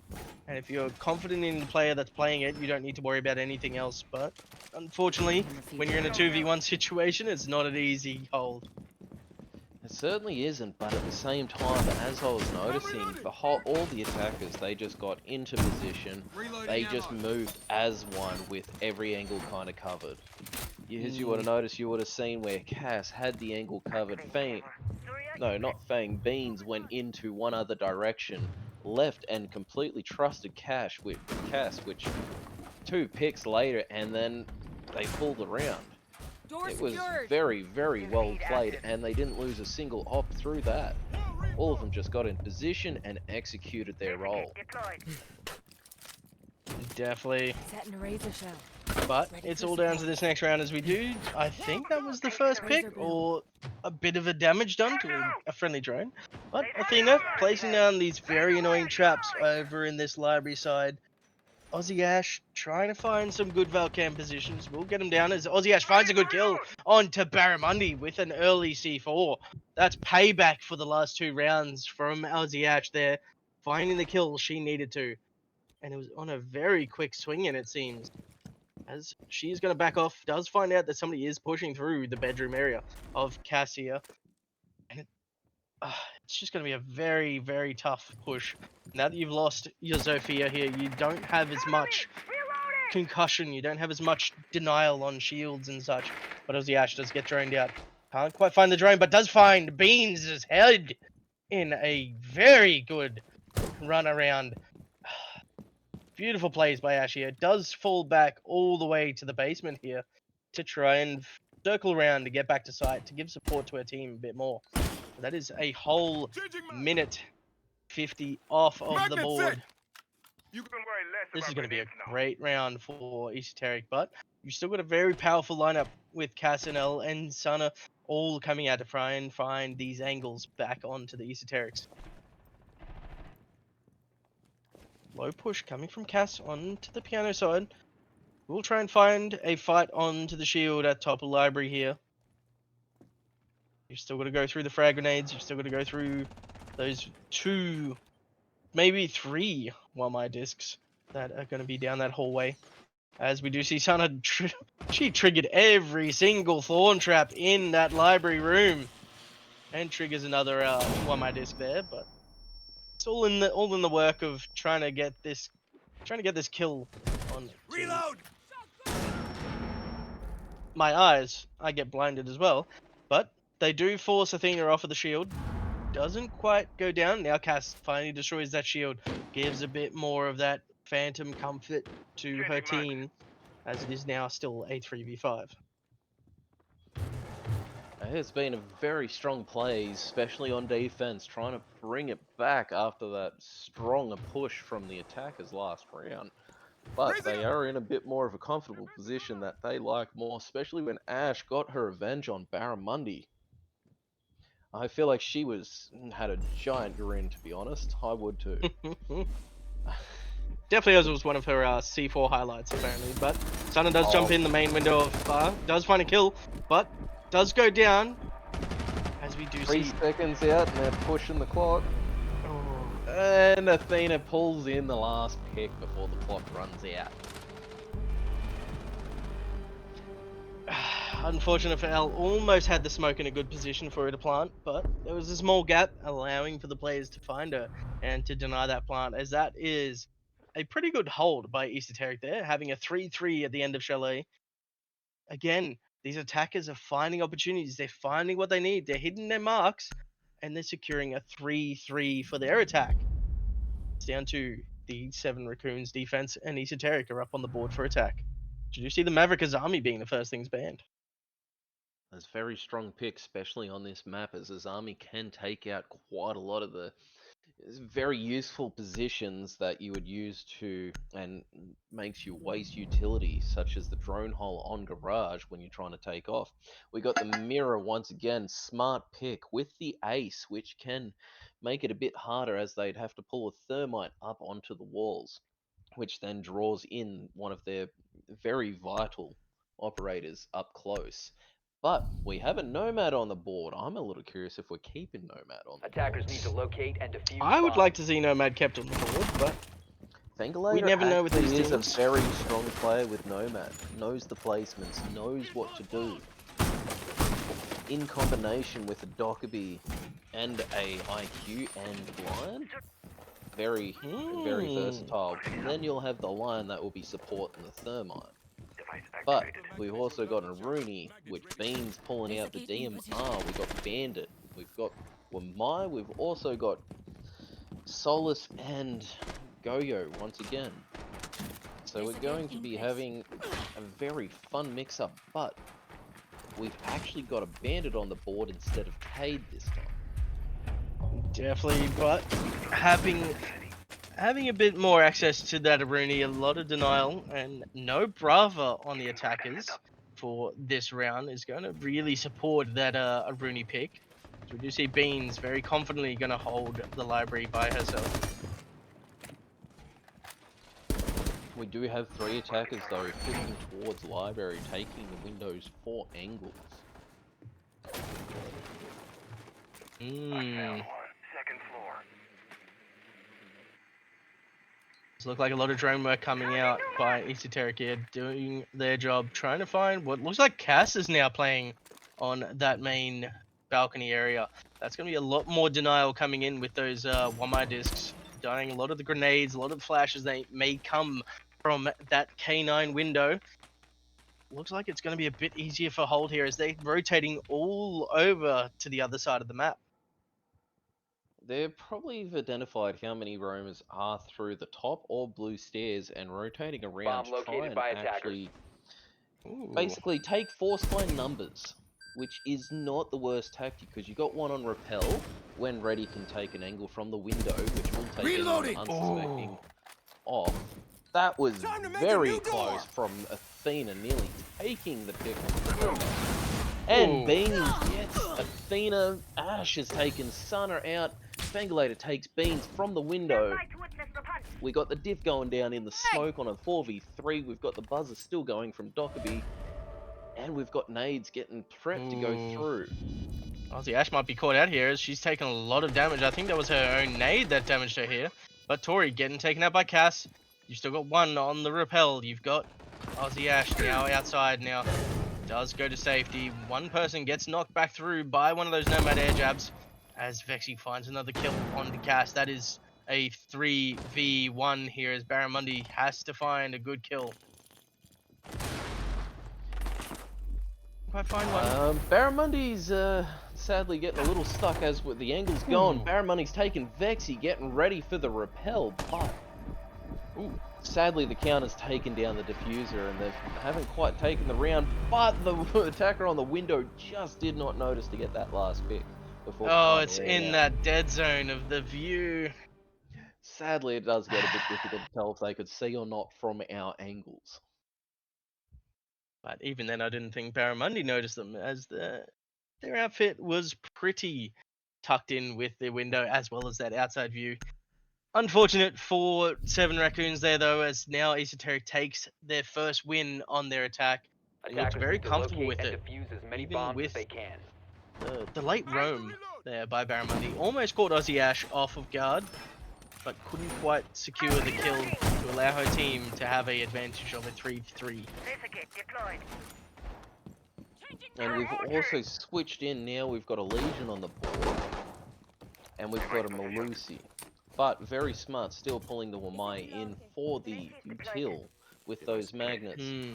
Though we don't quite see. We've got a Twitch now on the board from Ash instead of an IQ, which will actually be quite effective against the Bandit, depending on how aware they are for it. Apart from that, that's the only real minor change, but the one thing that Attackers does are worry moving me out to from the locate a bomb and Raccoons is defuse they're it. doubling down on the same site, which can cause a lot of distress between. If they don't manage to take this round, we may see the downside, and Aurora will have a great chance on taking over, because it could actually just shift that. Oh god, I was saying this word. Drone not been running. But yes, it looks like another sort of sweep coming in on the library side. They're going to try and find what they can find, but Fangulator back on this bedroom double as Senna is going to look for Attackers have located a trying to get bomb. a pick onto it. Perimeter defense But I don't know if online. anybody's going to do a run out. A run out would work really well here as Fang, very confident on this window, loves to take the upside down pressure. Tries to find a swing back onto it, but got no push. But there may be an air jab sitting just above that door as I may see it just in the corner. Fang is very versatile with Nomad, like I was mentioning before, and it is great to seeing them on the board. They're pulling the intel like they should. Very, very well organised, this push. And the defenders are getting caught off. Didn't quite get Cass, but Cass is now in a very perilous situation. Loading mag. Fang does take a bit of damage on that double window. As we do see finally the push coming in. Beans does get caught out by the Lion Gadget, but no swing coming out of it. But a hold being taken by Fang. Watching this double door does tag Barramundi up to literally a slither of health. Now she's got to play with her life. This is what basically is happening here. And finally finds a kill on Tori. Does get taken out, but that is worth a trade. That is a 1-for-1 there, but you are Attackers down recovered the bomb 2 on your diffuser. defenders. Attackers still have to make a lot of ground to try and get into the push with a minute They left. did manage to take out the support though, so it's going to slow the attackers down quite a lot. As Oh, that Thermite, is your hard quite a- breach as well. Yeah, Ooh. vital operator's been taken off the board. Maybe Mm. 3v4, but they did get a very strong pick. And we got the C4 being lined up by L, and who is going to be the victim if L pulls this off? Oh, I would love to see a double here. I would love to see two. No, that is not what you want to see. That is What? not the placement you want. Definitely is not, but hopefully they can go and pick it back up again. From with what I a can bit of see, time. we've got Lion there, which is Athena themselves. They're doing the swings, but that little bit's just out of the way. Obscure the view of the defender. Ooh, Beans popping off. She's got 2 kills now. It's now 13 seconds left as Vexy finds a kill. But you've got Elle finding a kill back onto it, but you've got Beans and Fangulator fighting for it, but Beans loses the fight. Elle now has to take a fight and gets the kill, securing another win for 7 Raccoons on a defensive round there. That was a very quick thinking, being able to use the table just out of sight to be able to switch weapons due to the fact that he had no ammunition in their main gun, and just get that pick. But the downside as well is they were 3 seconds on the clock and had to get a plant down somewhere, but the sights are too close to risk it. They had to probably go for the pick. Attackers need to locate as and defuse bombs. It was just not in the attacker's favor. Definitely, but it was a very good job by Beans there to slow down the attackers, find the 2 kills that were needed, Elle finding that next kill, and then securing the round win with that pistol in hand. Now, as we do go down to the basement. Wow. That round. I'm still in shock and awe. It was quite an intense round, especially towards last time. Activated. But we're also going to be having a nice, very interesting response, as this had a very unique kind of approach last time due to the fact we had a C4 down in towards barrels. We had less kind of attention towards the main breach you normally have at Snowmobile, and they did a top down. How are they going to organize their defense? Well, you've now got the Bandit, Tubrau, and the Cade here. That's very beneficial to the defenders. But you've got Beans playing on that Legion once more, and Barramundi back on to that Aruni. That's a very lethal lineup to have. Barramundi on that Aruni. Having a lethal gun in the lethal player's hands is not something you want to see as an attacker. But the attackers do have a Pulse and a Hibana on the board. If they roll in sync, you may see a strong open into breach, and they could enter site without issue, or take I think a few that's a picks. Thatcher. You know, I appreciate that. I may have some very bad memory, and I see things very... That's okay. We'll just put it onto your age again. That's all right. Yeah, I'll agree to that. But we do hear a lot of those EMP impacts coming out, and Aussie Ash goes down first as Beans finding that first kill, and that is your ram off the board. That is a very big pick, because you needed that ram to open a lot of that vertical up for your team to be able to come in and do stuff. But you've got Athena trapping off a lot of these stairs for a backside push, as it looks like they might be rotating over to getting these long angles, getting this sort of backside of the map, going through big garage, and Tori taking a lot of damage on that main wall, as we do see the Hibana has opened up a lot of that wall. Looks like a lot of this headshot angles, a lot of this stuff is going to be happening as Fangulator looking for a swing, trying to find something on a very close angle. The downside, though, through that rotation is it can quite chokehold the attackers, as they have to get that wall open to be able to open up some angles so they can fight. Which we do have the Hibana opening up with the EMP grenade used. Attackers dropped the And we diffuser. got Sana Attackers taking cover the Fangulator out. L taking Vexy. Place nitro. This is The not looking attackers good. really kind of trying to hang in there. We're down to the 20 seconds. We got 5v2, and this is not looking good in the attacker's favor. Especially when you got a dangerous Beans coming behind on the flank. But we don't know if anything's going to come out of it. Athena finds a kill. Elle finds a kill back onto that. As we do see Elle trying to find the second pistol kill. But Cass swings around to give support. Very, very good hold by 7 Raccoons on the Certainly. Esoteric push. Certainly was, but that's as I was mentioning before, it can be quite the chokehold going down on the back. Now, what are these last bands that you'd like to see? I'd like to see a bit of the Thorn band as course of sound Cade. coming. I'm expecting Cade off the board through and through. Yeah.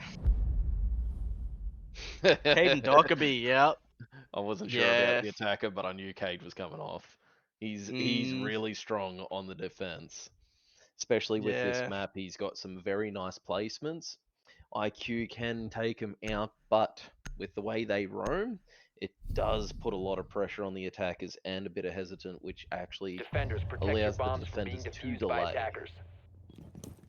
Definitely it does, but we do see a new lineup on a new bomb site now, as it's now the Frost, the Legion, the Bandit, the Valkyrie, and the Smoke being played. I thought a lot more Smoke would have been played throughout the series, but we do see it coming out very late in these 2 maps that we've had, because we saw the Smoke coming out very late in the last one with Aussie Ash and Athena, Device placed. I think, running it, and then you've now got Beans on there along with L running that Frost. I love a good Frost every now and then.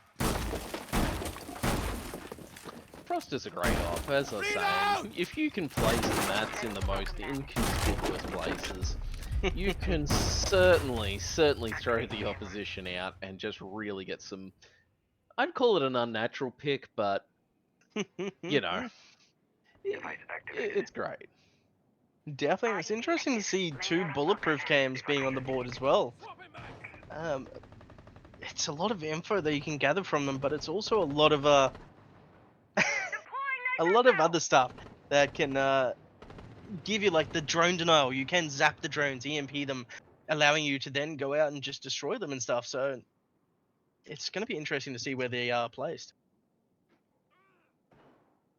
Certainly is, as we've doing a site that we actually haven't been used quite yet, but I feel like they were planning this from the start, as they were all wait until that ban came in, so then they can switch up the tactics, use what they could, and throw the opposition through. Sadly, Tories has taken quite a bit of damage, and being quite a versatile op they needed. Oh no, they've given a bit of time to this bandit here. This might be a good bandit trick coming out by Barramundi. Does miss the other side though. Does take out a lot of those X-Kairos as the next few comes through. May have made a rotate in there for the attackers, but you've got Barramundi on a tight angle here. Ooh. The last 2 being used to get a very tight angle, almost getting the head on Barramundi. But you've now got to find that kill, as Barramundi taking a lot of damage. They're pulling out all the angles they can so they can try and get these picks. Vexy's taken Cassie out. Vexy on again for Barramundi. Can we get a 3rd pick from Vexy as they're on a roll? They're hanging in there. We hear a C4 go off, but no one gets taken out with it. We got Ash getting Vexy taken finds in another by one. that. Vexy's on a 3rd for Sana. Are we going to get a 4th? Come on. We got to see another. We got to get a 4th pick from Vexy. She's got to continue their streak up right now. But we got the defenders playing it safe, trying to get delayed. We got 50 seconds on the clock, but don't mess this up. Don't mess this up, Beans. Good kill. That's Fang, but that's a run into the next player as Tori finds a kill on to Beans there. That's a 1-for-1, but that is your thermite off the board. I think they did just barely open up the wall there. I think Tori just took Vexy's ace. Wait, Yeah, no, the other way around. Vexy took Tori's ace. There we go. Yep. That's more like it. That's what I'm used to. But we've got them in sight now. 4v1. Everyone's hanging in there. We've got them all spread out.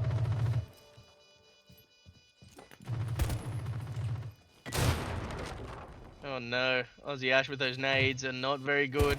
Seems to stick to C4s as L finds a kill onto Athena. That is 1 down, but Tori finding the last kill. And that is 2 kills for Tori, 3 for Vexy, as Vexy has stolen the ace of that round. Told you. Just what happens some days. Just I had to ace get or it you don't right. ace. It takes me a second. But But that that, brings us to a 5-5 though. once again, two very intense teams, two very well adaptive, very strong. Hmm. I Yes. honestly do not know who's Attackers going need to to be locate taking and this defuse map. as I'm many kind of bombs as hoping they can. Aesthetic does so we can get the third map for the night, but Raccoons is hanging in there strong. Yes, it's very interesting to see what'll happen with these last few rounds as both teams get into a comfort zone, but then those comfort zones are quickly mixed up as the other person or the other team pretty much has come out and just gone, no, you're not getting comfortable, and you're not getting comfortable either. And we do see the Fenrir coming out this time, and Baron Money on the Fenrir, that's a very scary thought. Especially with the gun they use, it's very versatile. That's why I like Fenrir. Dreadmine going out. I despise Fenrir, but that's just me. Not optimal. I'm actually a fan. I like the gadgets, even versing them. Yeah, Position device. it He just looks for changes those up the highlights. gameplay. Come on. It's a beautiful highlight they have. Very interesting spot for Baron Money to go AFK just then. Right in the main window there. But doesn't quite get spotted by a drone. Does place down a BP here to give a lot of info on to this main stairs onto the balcony as well. Do see a lot of the rest of the team just setting up. It's a lot of expansive hold here. It's not so much turtle hold. It's expanding, pushing out, holding further off the site. As Barramundi does give up a lot of that balcony. Now the push is going to come in from the library very comfortably. As Athena does take a lot of that space.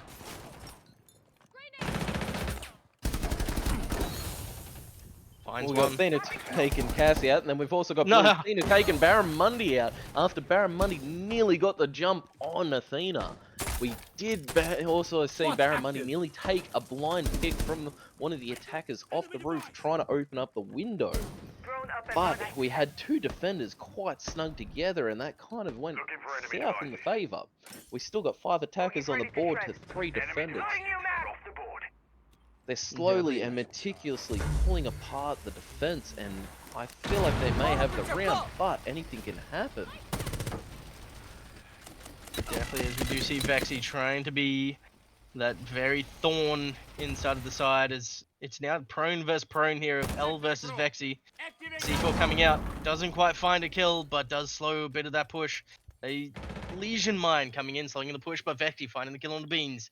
This is now a 2v5, but you've got to find a kill here as Senna does find something, doesn't quite get the kill back, does find a kill on Dozzy Ash, but now it's a 4v1. And you've got a lot of lethal players. Vexy finding the rest of that kill. Again, stealing Tori's ace.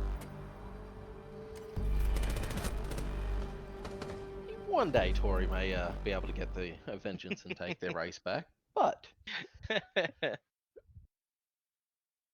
they came in very strong, as was saying. They took control of the entire map quite strongly. We had the defenders have a little bit of a bungle where they had too many kind of in the spot. They nearly got taken out, and then sadly it's caused a few, I'd say, Defenders, little protect your bombs indiscretions, from which being then defused put by him a bit attackers. too close, and which brought the attacker into taking 2 Setting up a picks very diversion. close to each other, which threw the defense out from holding and delaying the time. Definitely. We do have sorry. No, you're all good.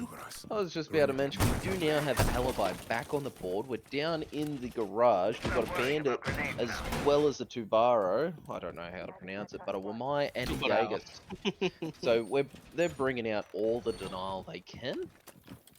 But Yeah. we've also got a Habana, Grim, Thatch, Ram, and a Thermite back on there. So they're ready to take those walls down.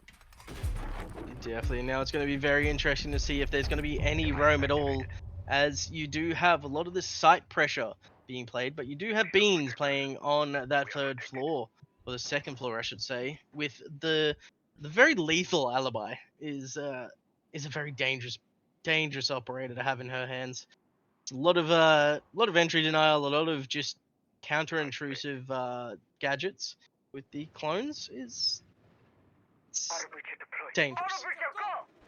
It very is, as Bean's versatile player across quite a lot of different operators, but you've also got Fangalator, which is very versatile in their own. as we've been seeing, Beans and Fang have been just going neck to neck at each other, trying to just, Devices are pull dark. up one on the other. Time Then to you've ring got some Ash names. competing with Barramundi, trading Enemy off. devices. Barramundi pulling off some insane plays once again, but Ash still showing she is quite well adapted with her C4 plays. As we may potentially see Cover me. a bit Reloading. of this rotation area as Vexy is on rappel outside of this main double door, I will watch over holding us. off a lot of these flank watch. Beans looking to come down the main stairs, potentially hold off a bit of this push on the main stairs. Doesn't quite know that Vexy is on that rappel, but you got Barramundi sitting on the stairs waiting for the push around by Athena. Athena doesn't quite find the kill, but neither does Barramundi, as a lot of those X-Kairos are now off the board after losing that electrocution there. Time to make a new door. We do see a bit of a setup, but they are once again rotating into the garage push. But we've got Barramundi taking Athena down again. Tori taking Ella. Barramundi back on that roam to keep picking off the attackers as much as they can. We see him swinging through. We've got walls open now to get into sight, but we have no defenders pushing. We got Grim setting up for detection and more intel. We got the flashes going, and they're going to be going into sight. Ash nearly getting taken out. Vexy taking Barramundi in return. Just We a got a lethal C4 4v3. here. There is a good C4 spot, and the bomb was glitched for a second there. Ash doesn't quite get the play down, but a smoke coming out on a pretty good angle here. Doesn't quite find the kill, but kills the planter. I'm reloading. Stunner and Cass finding the kill. Senna getting a knife! What a kill! Oh my! Wow. Wow. That just turned really quickly. Senna is an assassin. Coming around, swinging on the backside, finding the one kill that they needed to, and then just after that, just a beautiful swing. Fang didn't know that they were coming up, and just sink.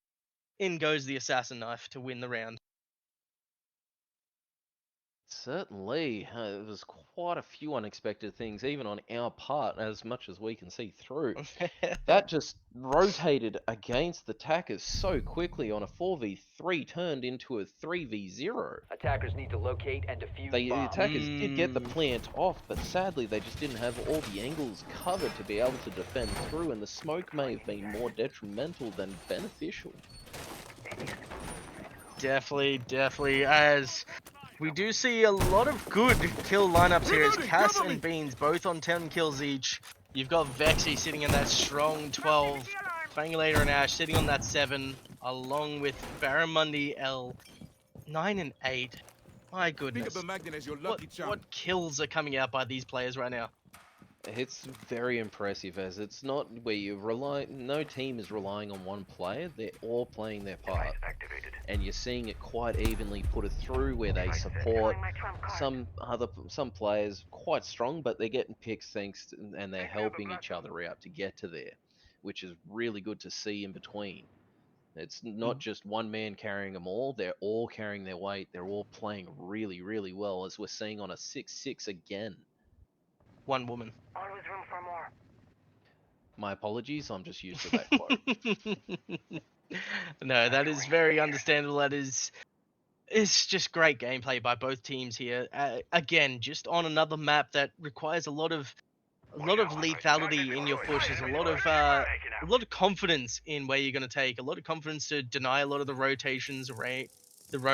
Roamers coming in, as we do see Aussie Ash trying to find a potential pick onto Beans, and I think it was Barramundi that was up here with her, but it'll be an interesting thing to see, as we do see almost a headshot coming out there by Aussie Ash onto a potential swing, looking for a corner pick, but doesn't quite find anybody. But Barramundi in the scope angle, Athena finding a kill back onto Beans, and finding a second one onto Barramundi. That is your two fraggers going down by Athena. Very good job there, as we do see this touch with unreinforced.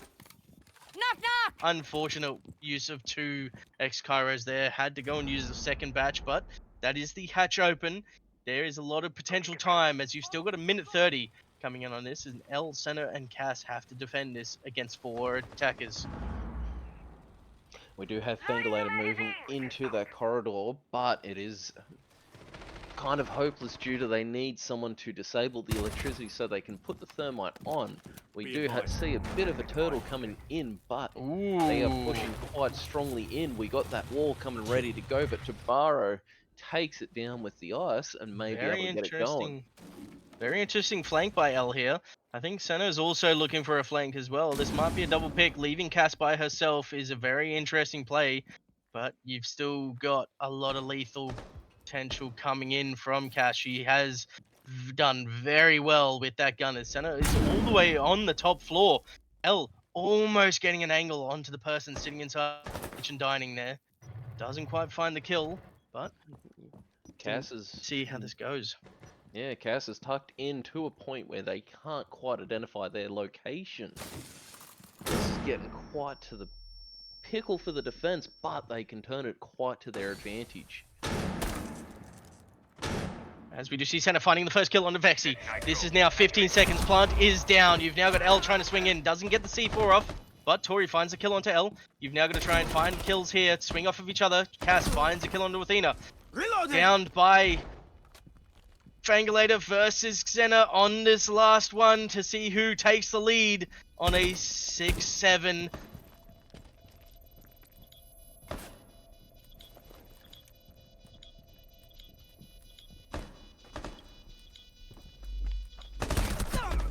Ooh. And Fangalator takes Sana out. Is that game? No, that's only a 1 round before they get the win. It's Thank you, now because I couldn't tell who was 6-7. who for a second. Sorry, it got so intense I just held my breath and was trying to figure out which team was which. We switched between them a bit too quick. I'm happy to see this going because Aurora taking that would actually... They may actually push back to try and go into third map to take the first win of the season, but this is getting intense.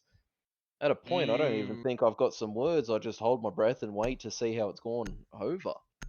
They're pulling in some very intense conflicts between each other, and it's very impressive how they're Defenders, wrong. protect your bombs from being defused by attackers. Definitely coming in very, very clutch for Fangalator there, but it was a very close one there as Cass did a good job on trying to hold as much as she could. L just couldn't find that C4 onto the planter, but it's all down to this round here as you've now got the Esoteric defense coming in and 7 Raccoons are back on the attack. As you've got Beans back on to one of my favorite, Flores. He's a great attacker. I love him, man. A lot of versatility to be able to deny a lot of the Azamis, a lot of the shields and sort of plays that happen like that. Certainly, as they're setting up and they're trying to push through, as it's coming down to the very kind of definition on this. It could be their map or it could be extended out. So Asteric's really trying to ramp up their tactics and hold down the ground. They will more than likely have one roamer pushing through, and they will have the rest of the operators steering very close to sight. Definitely, but it's all coming down to these last few rounds. Potentially the last round here as Esoteric, they're looking confident, they're looking good on their plays. And that is quite a pick off as Aussie Ash finds a kill onto Stunner. Baines finding the kill back onto Aussie Ash. They haven't taken the Solarium Cam until now, and Vexy was giving a lot of information out to the team there. It's just going to be a slow push as you have lost your zero. You have lost a lot of your cam potential here. And Aussie Ash did a good job on finding a bit of a damage, but unfortunately goes down in that fight.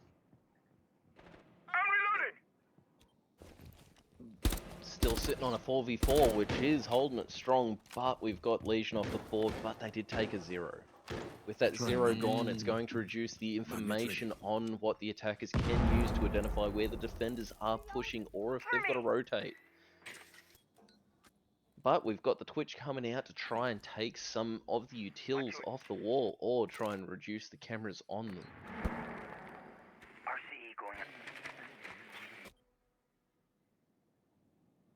Definitely, as this is becoming a bit of a slow push coming out as Elf is taken out by Fangulator. This might be an Esoteric, but this is looking very, Flash very out. grim for 7 Raccoons. You still have Barramundi on the board. You still have the 3 top fraggers from 7 Raccoons ready. versing off against the 2 top fraggers of Esoteric here as Fangulator just barely making it alive from that library. 50 seconds left on the board here. You've got to make a move and you've got to make it now, as a lot of this flooring is being torn up to try and get vertical leads, as Cass does bring a drone down the bottom of the fireplace, noticing that Fangulator is rotating into kitchen, but it's going to be a slow push, and it needs to be a bit quicker as Fang is taking a lot of damage. Cass is taking a lot of damage as well, but there's no kill coming out of either of them. Got to get angles. You've got to push here. You've got to do something, or else this game will be out of your hands. 7 Raccoons, you've got 20 seconds left. It's all coming down to this. As Fangulator finally goes down to Cass, you've got 15 seconds. You've got to get on the site and plant. You've got no smokes, you've got flashes, you've got to push in as you've got to go through a DMR and you've got to try and take this fight. Beans goes down first. And there is plant going down by Cass. Barramundi looking for a swing here. Does find nothing as the defenders win. As I believe somebody was downed or somebody was taken off that plant. Yeah. They were pushed as the plant was going off, and they jumped off to try and avoid being hit.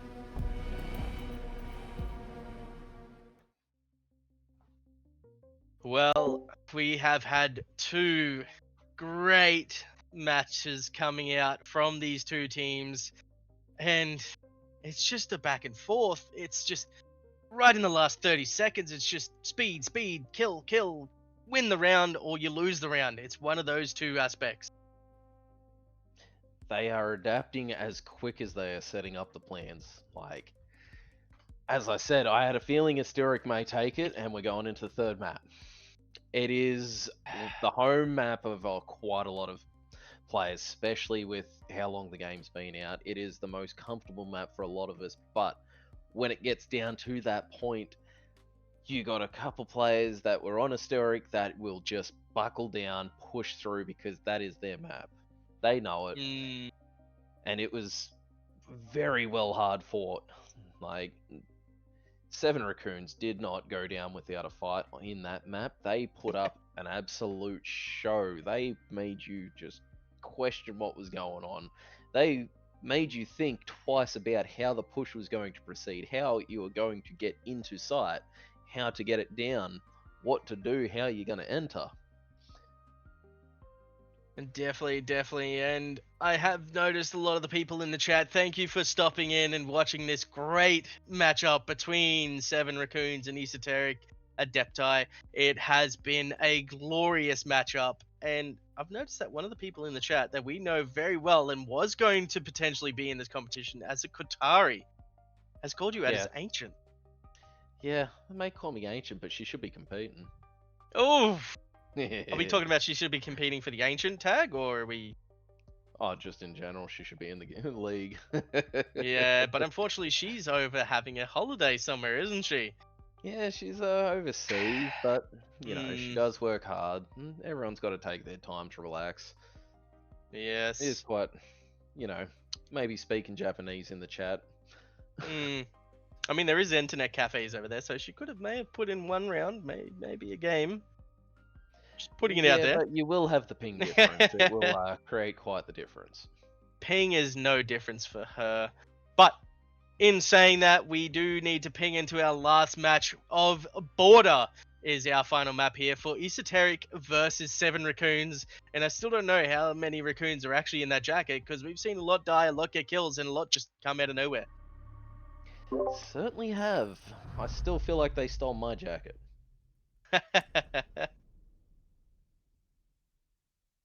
Let me know if it smells a bit weird. I will definitely let you know, but looks like may have been a bit of a mix-up on this one. So I think the girls are trying to find where they are.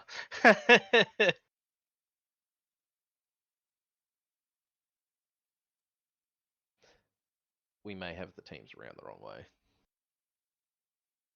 I don't know about that because, well, Who was attacking last round on the start? Aurora attacked. Aren't they defense now? it's the decider, so it's Uh, hmm. Well, either way, we've got a border matchup to look after, and we've got to also look forward to it. Um, what are your choices on the bans for this one? What are you seeing as a some of the bans for?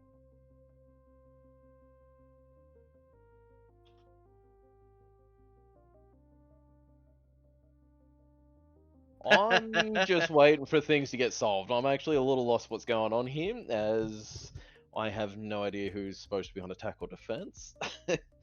Well, And just letting this kind of settle at the moment, while Cortari's picking on me on chat.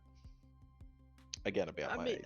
I mean, you're an easy target for Kotari though. She apparently likes to pick on you a lot, from Hey, memory. I'm in the spirit of Easter. We all are. It's a great day.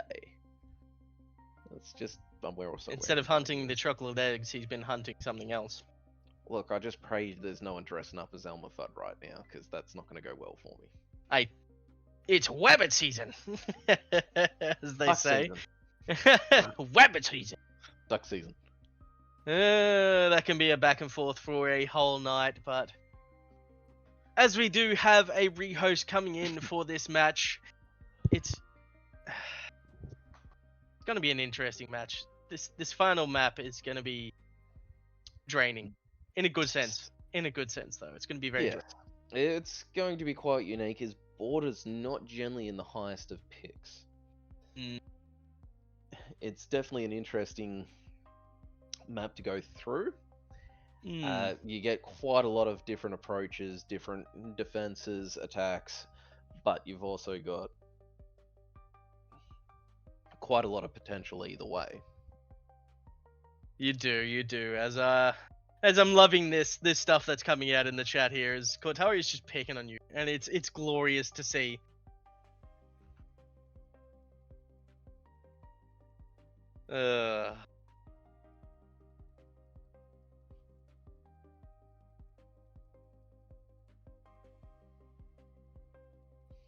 But So, yeah, we're just quickly tidying up a few things, getting all the players back in, and just making sure everyone's on the correct, with the attack and defense correctly.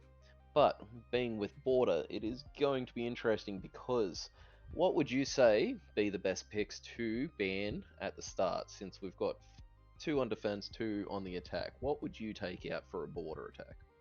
on this one, essentially, I'd probably take out the mirror. Mirror's just too strong in this map in certain bomb sites, especially that one upstairs inside of Armory. You can just reinforce one side, place a mirror on that side, and then just have the rest open to be able to just swing out and get easy kills. And then another one that I would probably say is probably going to be your Azami, Fenrir, or even your Valkyrie, because that is a lot of your intel and a lot of like the sort of hold defenders that are gone. I do quite agree with Valkyrie. Valkyrie is a very strong operator within Border. There's also, though, you've got Fenrir, not so much, because it's quite more open instead of there's more places. Some sites, yes. A lot of sites, no, as you need to kind of buckle down. Your castle can be quite kind of delaying and vindictive against the attackers. But with your attack as well, a strong one to take out is kind of between your... God, my brain's really going. Kind of between your wall denial operators. So the usual pick of... Would you go with the Cade again, or would you go the Bandit? Yeah, Cade's the name I'm trying to remember. I remember Bandit pretty well. Bandit's an easy one to deal with how the floors are, but with Cade, he has many spots that you can enact the actual device. But you've Definitely. also got in between on your defense, you'd be one of Goyo's quite, not Goyo, but he... Man, I'm really losing it tonight. Oryx is quite a ruthless one because he can traverse between the amount of hatches. But Yes, you've that also was got a Pulse that you want to get rid of because Pulse is very versatile since there's a lot of soft floor. there is somebody that in the chat likes their Oryx a lot, don't they? But yes.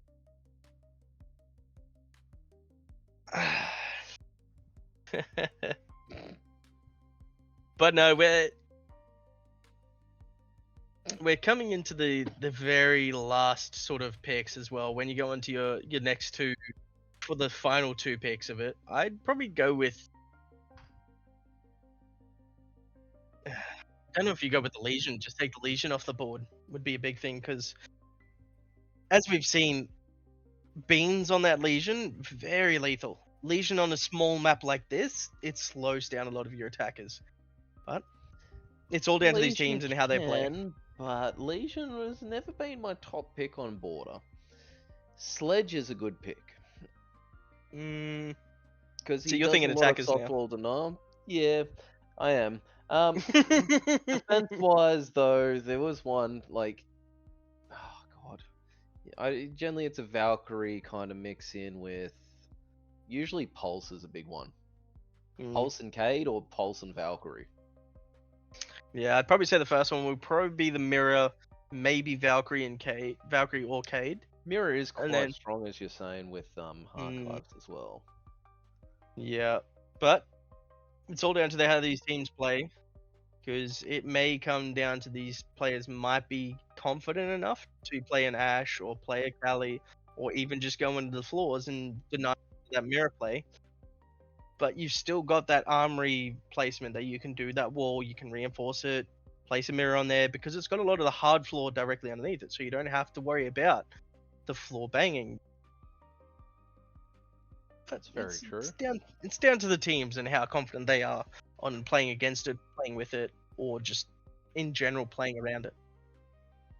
That's very true.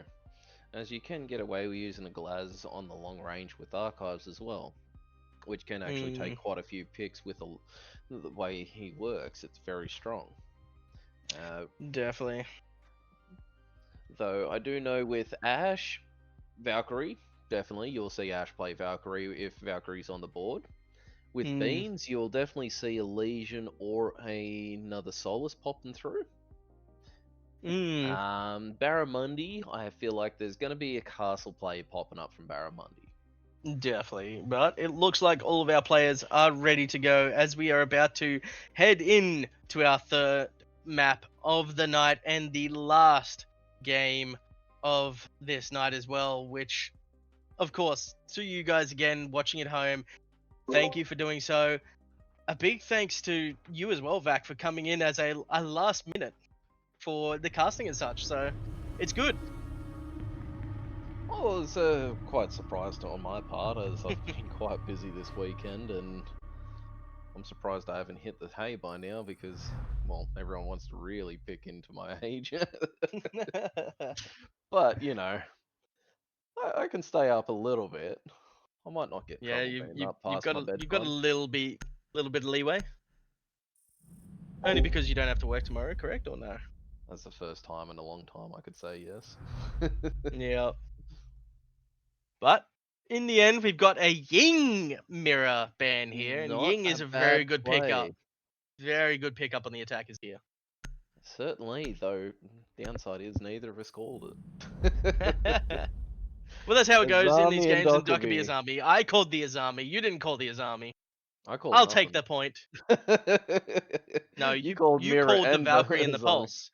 I did. called a They're my Pulse. two big picks because they're very, very strong and very nasty. But oh, she's not on defense. Cool. We got a Wamai. Did we get a Defenders, castle at protect your all? bombs from being defused by No, attackers. But we do have smoke, which is terrifying. Plus, Yes, we got a especially Cade on the board. Barramundi on the smoke as well. That's the big Whoa. lethal thing. Certainly is at the same time with a Legion. Those two Razor slow wire. down, delay, shotgun sending you to Jeebus. Yes, you will be meeting the gods is a big thing, as we do see. Oh, not very good. A bit of a difficulty there for Stay clear of the Barramundi. blast zone. Defense is hopefully it cleans up and we can continue this game with no problems at all, as we do see Barramundi finding a lot of these little angles from down below. I'm going to expect a bit of a roam coming in, as we nearly saw a snake coming back on the board, but it switched out for that ace once more.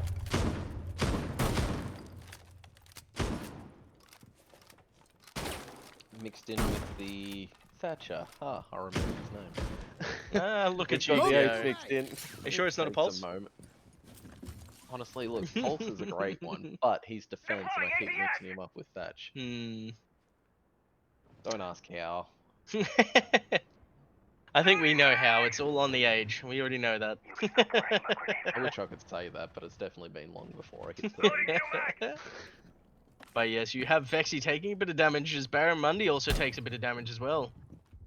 It looks like it's going to be a bit of a quick, speedy downstairs push. Swapping mags! It's going to be a matchup between Barramundi and Vexy here again, as these two have been going head to head throughout this whole matchup of 7 Raccoons versus Esoteric Adepti. Well, I'm not gonna lie, I'm kind of curious to see if Ash and Barramundi find each other again. They've been finding each other every map, every round. Loading new mag. There's just been some sort of conflict. They may not always be the picks between each other, but they find each other. Oh! Bangalator takes Beans out as Beans goes for the swing. Throwing Selma. Get ready for the breach. I think it's always been a Unfortunate on Beans' part. I think it's always been a Beans versus Fangalator, and then you've also got the Barramundi versus Aussie Ash. It's always been the two mashups that we've seen throughout this this series so far. Certainly has, but Barramundi's also just found Vexy and taken them off the board for this round. Swapping mags. As we do see Fangalator finding a second one on to cast there. That is your Wamai off the board. So that is 2 of your potential slowers, your potential trap denials, and it's going to be a lot of slow pushing coming out by this team here as L looks for the drop, going for a bit of a C4 play underneath, it seems, as the smoke, first one of the canisters, comes out to slow this push down.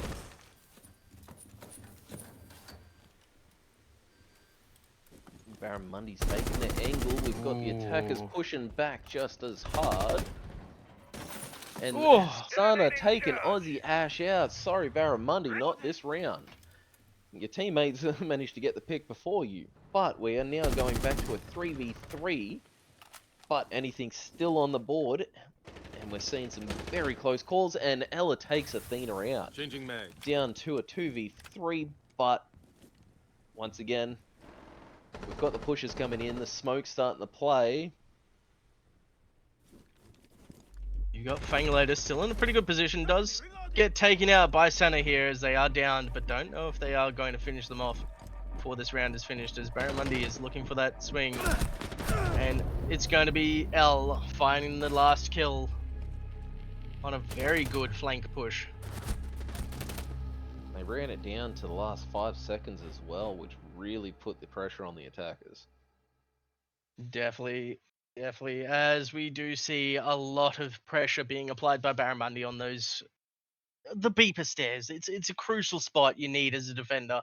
If you take control of it, you control that whole push that comes from there. But if you are as attacker can take control of that, you have a lot of presence on that side of the map, and you apply a lot of that phantom pressure that comes into teams, and some of them just can't handle it, and they just either overswing, get killed, or they underswing and don't remember that somebody is still there. It can definitely throw you out, especially with how versatile that position is. It can be very detrimental to the end result of a round, as it could hold back the defenders from moving, or it could suppress the attackers as they try to press on. Razor shallow. Definitely, but we do see that Thorn coming back out in Barramundi's hands. That is a dangerous pickup, as well as the alibi on Beans. 5 seconds left before That's insertion. dangerous once more. But you've got Cass on the 1-mile, you've got Senna sitting on that Lucy, and L jumping back onto the Cade. We've got our second snake play from Fangalator here, with Aussie Ash switching over to Fuse. And then we've got Athena going on the striker this time. And Vexy coming with that ram, Tori sitting onto that pulse slash Thatcher, as we have seen throughout this series.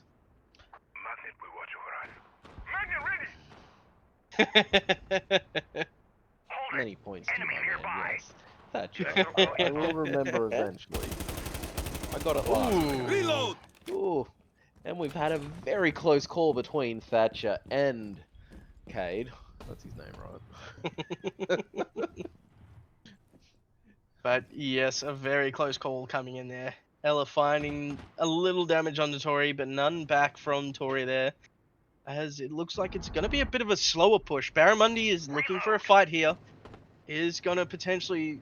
No, Vexy is pulled off. Doesn't want to take that fight, as Barramundi is a very scary opponent.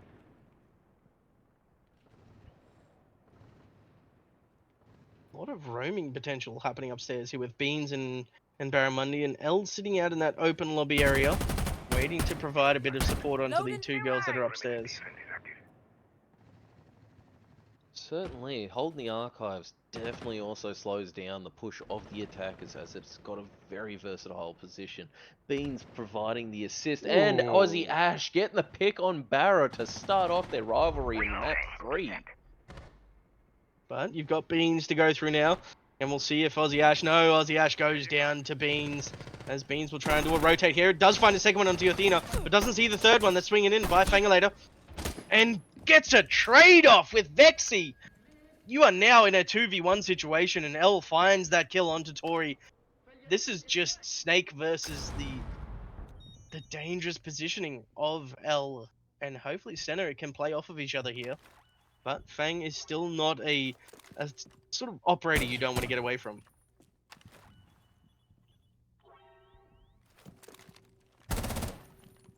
Ooh. Nearly finds the head through the wall.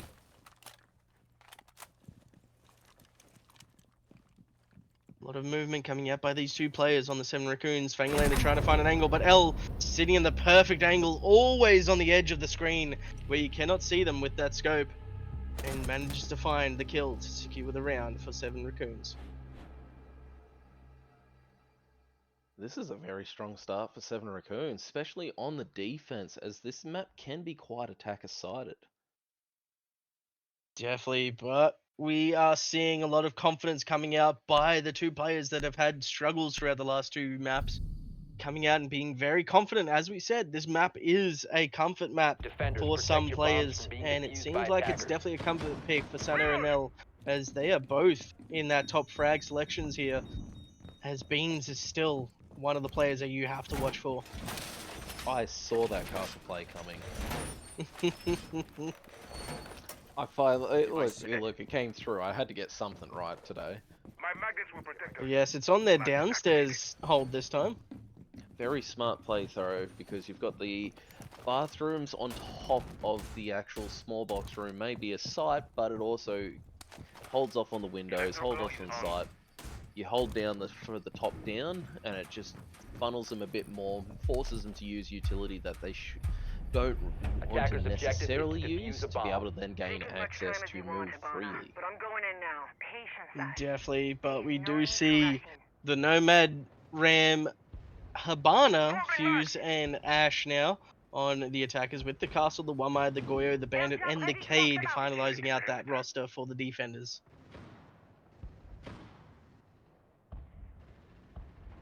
This is looking like another nail biter. If Esoteric brings it back and gets their comfort zone, gets their rhythm, it can be very dangerous. As Fangalator is looking like they're getting comfortable, Vexy is also looking comfortable.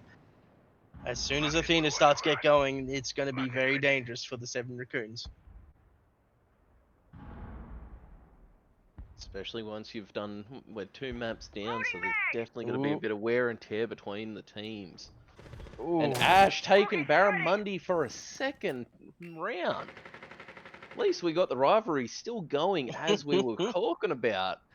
But this time Ash is dominating the rivalry between Barramundi and herself. And they're pushing in. And they start to open up the map itself to be able to get in through Visa and check the stairs to try and work their way into Workshop. Definitely, as we see one of the first hatches get opened up upstairs, but Cass is still playing in this dangerous spot of Aroma, and you've still got Senna playing on the other side, doing a lot of denial so that they can't get an easy push into this site. It's going to be a very, very crucial push here, as we do see the Ram about to open that castle up with that breach, and And Senna's gonna have to look for either a swing here, or she's gonna have to go and hold it on a tight angle as the second battery trap goes down to slow down this push. This will protect us. I think Cass's objective is to slow down the attackers as much as possible and make them waste as much util as they can. They may not be there to take the picks, but they're definitely going to be there to take the time. As we're down to 45 seconds on the clock, which has definitely proven they're pulling their job. And she gets the pick on Ash. Athena takes down Sana. But the flash onto a Cass has managed to recover and gets the pick on Athena as well again. 2 picks down. More flashes coming in. Low on ammo. And Bexy takes Cass out, but they got held back very strongly. We're down to the 15 seconds. They're going to have to hot drop some hatches while the defenders are on sites. We've got a Bean sitting in there strong watching. We got Kay got them going dropping for the onto the long servers angle. now. Ooh, the wrong way to be looking, Beans.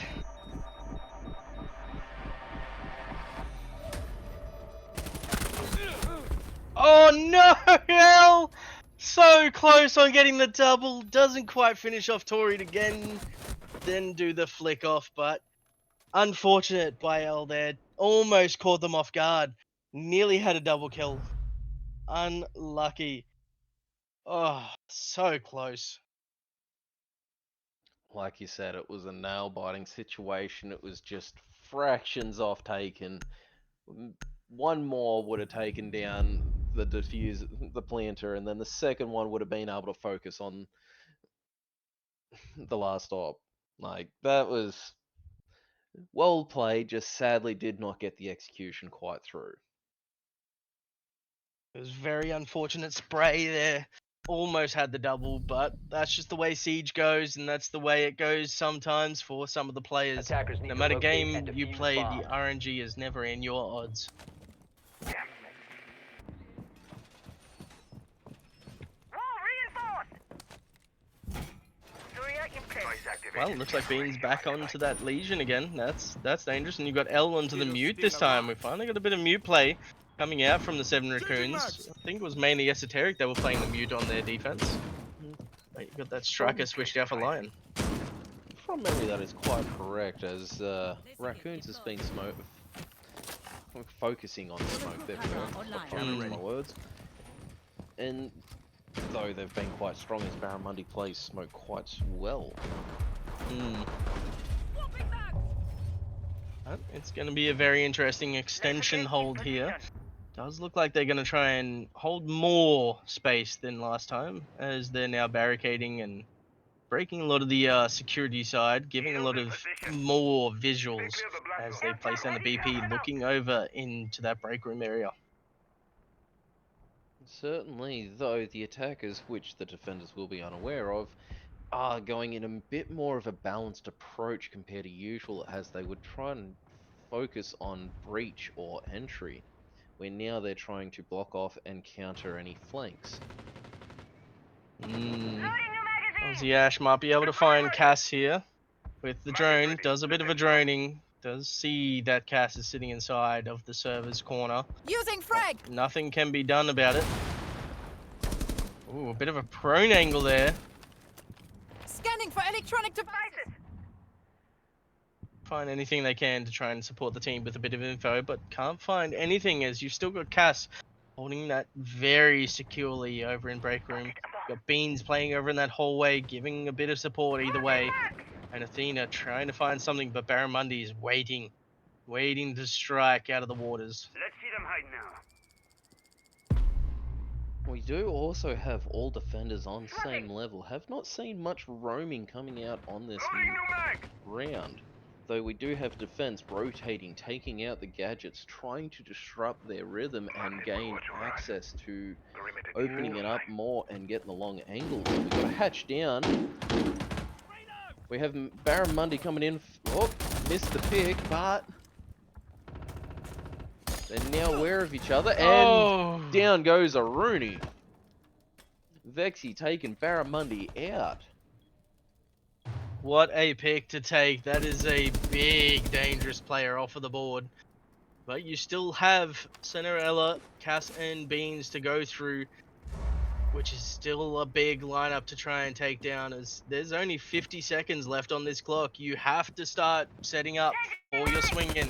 Have to start setting up for your plant, as we do see them all swing around to this other side of the site.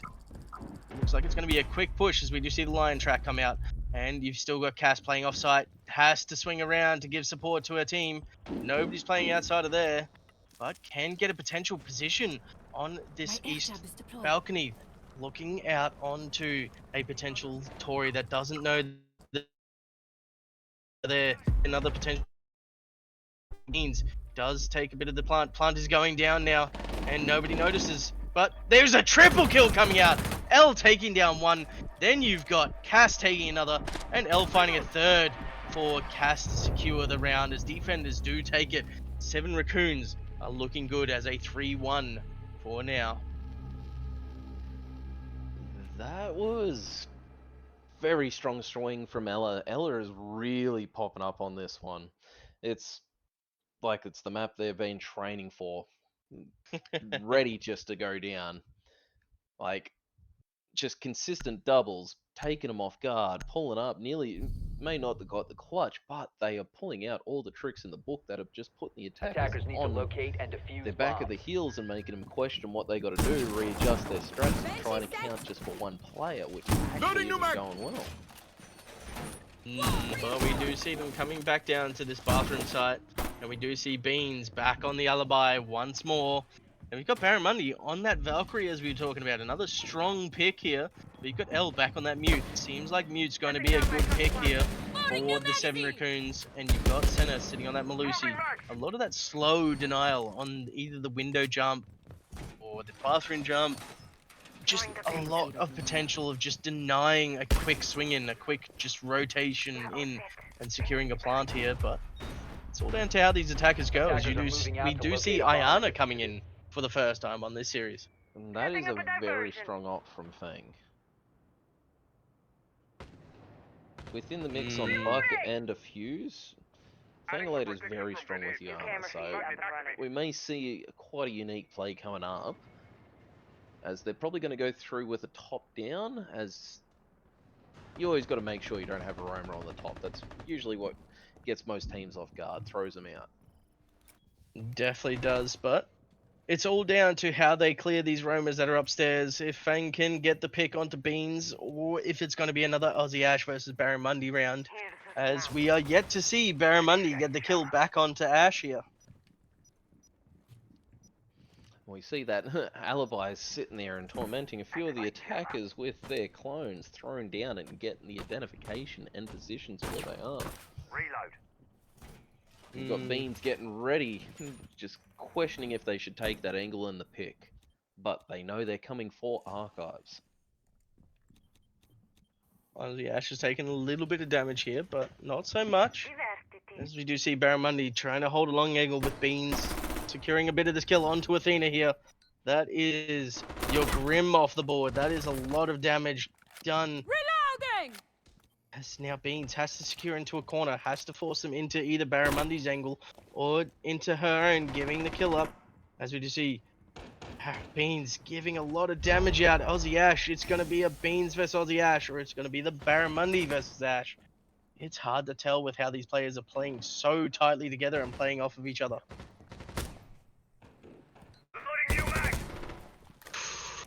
Very close one from Fang. Fang knows the positions of where people hide. Fang will try and predict it through the wall if they can. It's getting... I'm close to just sticking the nails in my teeth and start chewing on them, because here we go. They've found each other in the angles. They're engaging. We've got the flashes coming out. The push is going through. Barramundi taking Fangolator out. Vexy taking Beans. Two strong players off the board. Coming down to the 3v4, we've still got Ash, Vexy, and Tori, but we've also got Barramundi, Ella, Sana, and Cass running the show. As we do see some of these fuse charges going out, that's going to be forcing a lot of players out of cover picks. But Cass finding the kill on Vexy, that is your buck off the board. As now you've got Cass trying to find a good position to slow this push even more with 10 seconds left. And Snana does the work to secure the win, killing both Aussie Ash and Tori on this hatch. And it's beautiful to watch as this defense is just beautifully played by Barramundi and Beans to set up their team for the win. They're definitely denying and just controlling and slowing down that vertical that usually gets opened up quite a lot when playing on this map, especially on the lower objectives. Definitely, and it's the amount of time that they're Protect wasting your up bombs top from being is just defused by attackers. throwing Esoteric out of their rhythm. It's just Beans creating a havoc, Barramundi just playing off of it and just being that second gunner to allow Beans to either get the angle or to just be a nuisance, waste more time. And Barramundi being on this Valkyrie, it's interesting to see that the Valkyrie Put in wasn't shadow banned, as play. we had the Ram and the Cade being the last two bans. Magnet deployed. You can worry less about It grenades. does limit down the vertical kind of capabilities, with Ram being taken off, but at the same time with Cade being able to do the wall denial. As those claws of his really hold off the armory, but at the same time come in very versatile between bathroom and workshop when that site's big. Attacker's objective is to defuse a bomb. Definitely, as we do see. Device activated. Wow. Look who's on the board now. It's a blitz in the hands of Fangulator. That's a bit dangerous. Glaz and Dimos. fortified. Deimos is a bit of a dangerous one with that pistol, but the AK being in the hands of Athena is also another dangerous one that you cannot shy your eyes away from. Looks like Barra, Cass, and Elle are all going to be playing off each other. Beans is just left downstairs on the site, along with Elle just providing that mute support. A lot of drone denial, a lot of information being cancelled out on that certain door there. At the same time, I feel like Beans is just like, hey, you guys go have a bit of fun. I'm gonna go sit on site, and you guys will look like you're itching for a bit of action. Yes, as we do see, it's just Beans left on the site. You've got Elle, Cass, Barramundi, and Senna all upstairs. And Beans is just like, come at me. I am wanting this 1v5. Give me the blitz. I will take it on. Do see the Zofia coming into play once more. That can actually quite switch up. Like, they have pretty much readjusted 4 of their main ops on what they've actually picked so far for this map, and they've only kept Nomad, which is quite a good pick to keep. But does throw you out considering they didn't really grab too much hard breach. They got Zofia with the can openers, but they've still got all those vert players coming down for Visa, which can make it quite hard to get in and plant. Definitely, as you've got Barramundi playing in a good position, about to potentially catch out this blitz here. But no, it's going to be Beans just taking the fight, killing Fangulator there on that bandit, as Elle finds the kill on the Vexy. That is 2. That's a 3rd with Barramundi finding another kill. And then you got Barramundi trying to find the 4th.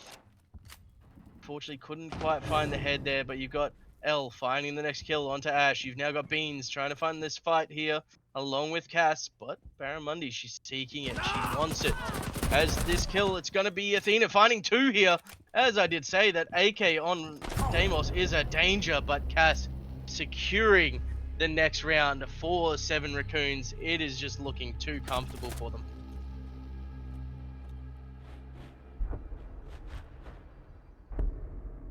It certainly is looking quite comfortable for those 7 Raccoons. They got to be quite snug in that jacket.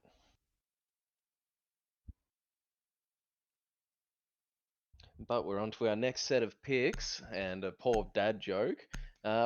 We're down, we got 1 for Esoteric, we've also got 5 rounds taken by Raccoons themselves. We're switching round now to Defenders for Esoteric, and we've got Raccoons going on the attack. Are we going to see the same on the defense, as the map can be quite one-sided, either attack or defender?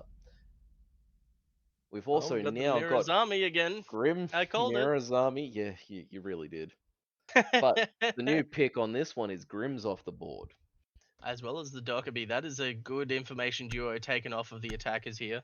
But it still opens up Barramundi for that Flores, and it opens up Beans for the Attackers need Ace to now. locate and You've defuse now got bombs.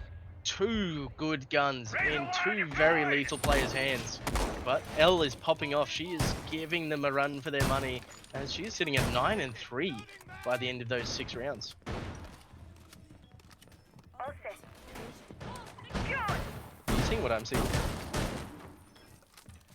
That's a pulse with shotgun. Loading mag! There's also Pulse a with Mute with shotgun. a shotgun. There's a few shotguns. Yes. Yeah, if we Yes, scare there's Bandit also... with a shotgun, then we got to be scared. I don't think Ash is going to have the shotgun. Even though it would be good, the M80 is a very lethal shotgun. I will not deny that. Ooh, we got Vox Vexy playing a very interesting hold, creating a rotates, dropping down to the bathroom downstairs. No, we got the MP5 and the MP7. Yeah. That's right, you got a third shotgun in Athena. They've got the mirror shotgun in their pocket. Device activated. True. Over all 3 shotguns. 3 shotguns, 5 attackers. The odds are looking good.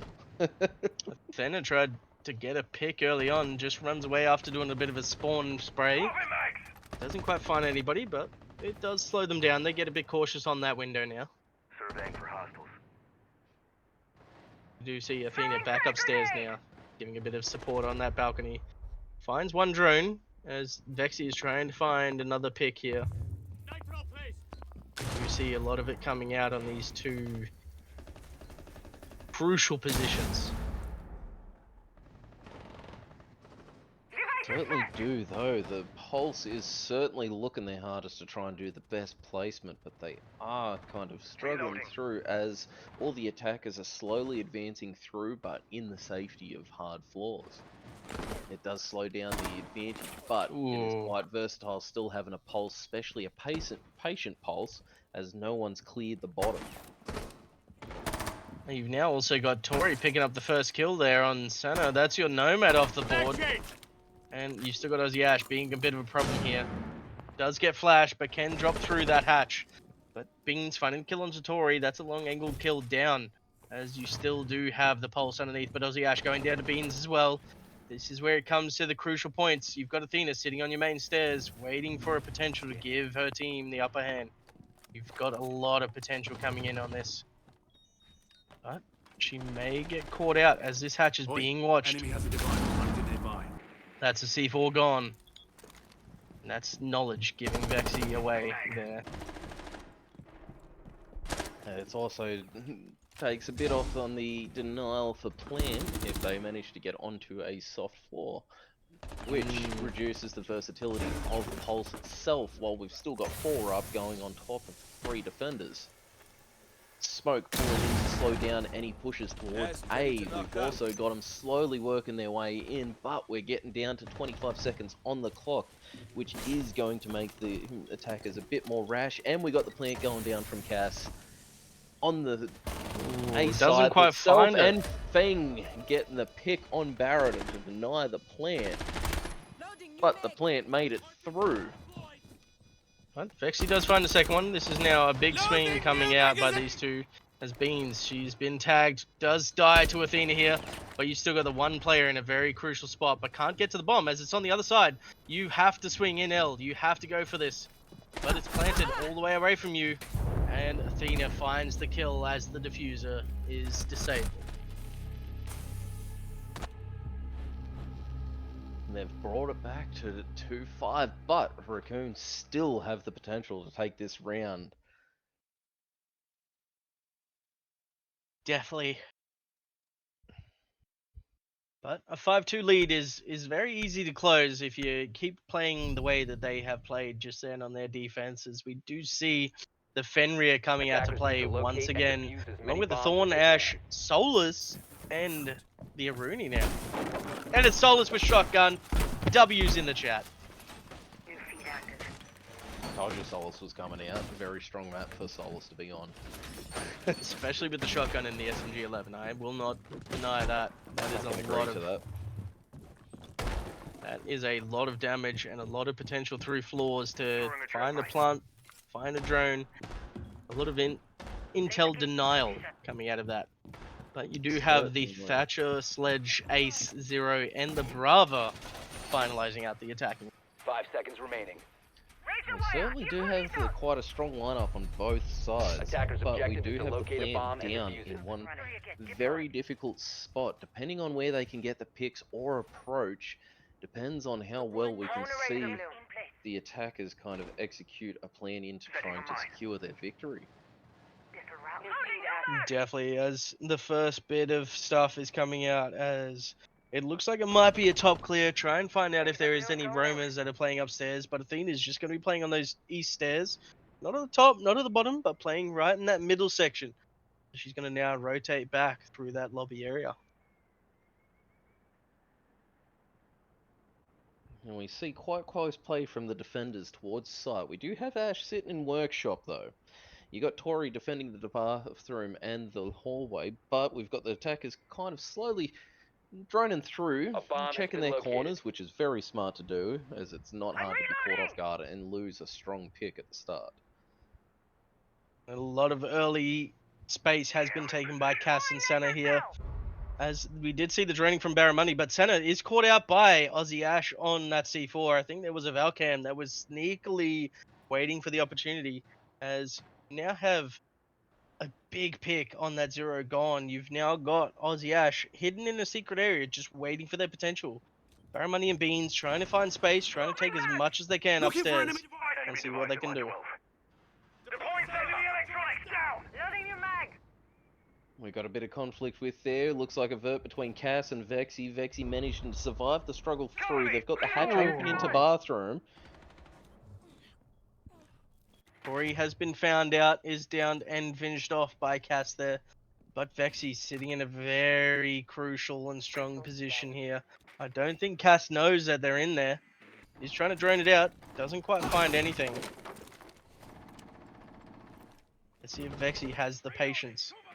Beans finds Fangulator. That is a big pick off the board.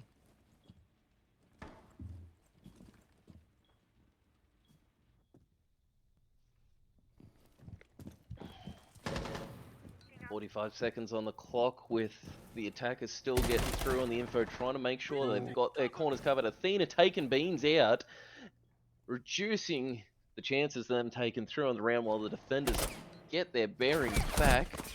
And Barramundi taking Ash for Barramundi's first revenge strike in their rivalry for this map. We got the plant going down from Barramundi while Vexy's trying to get their bearings back to find where they've planted.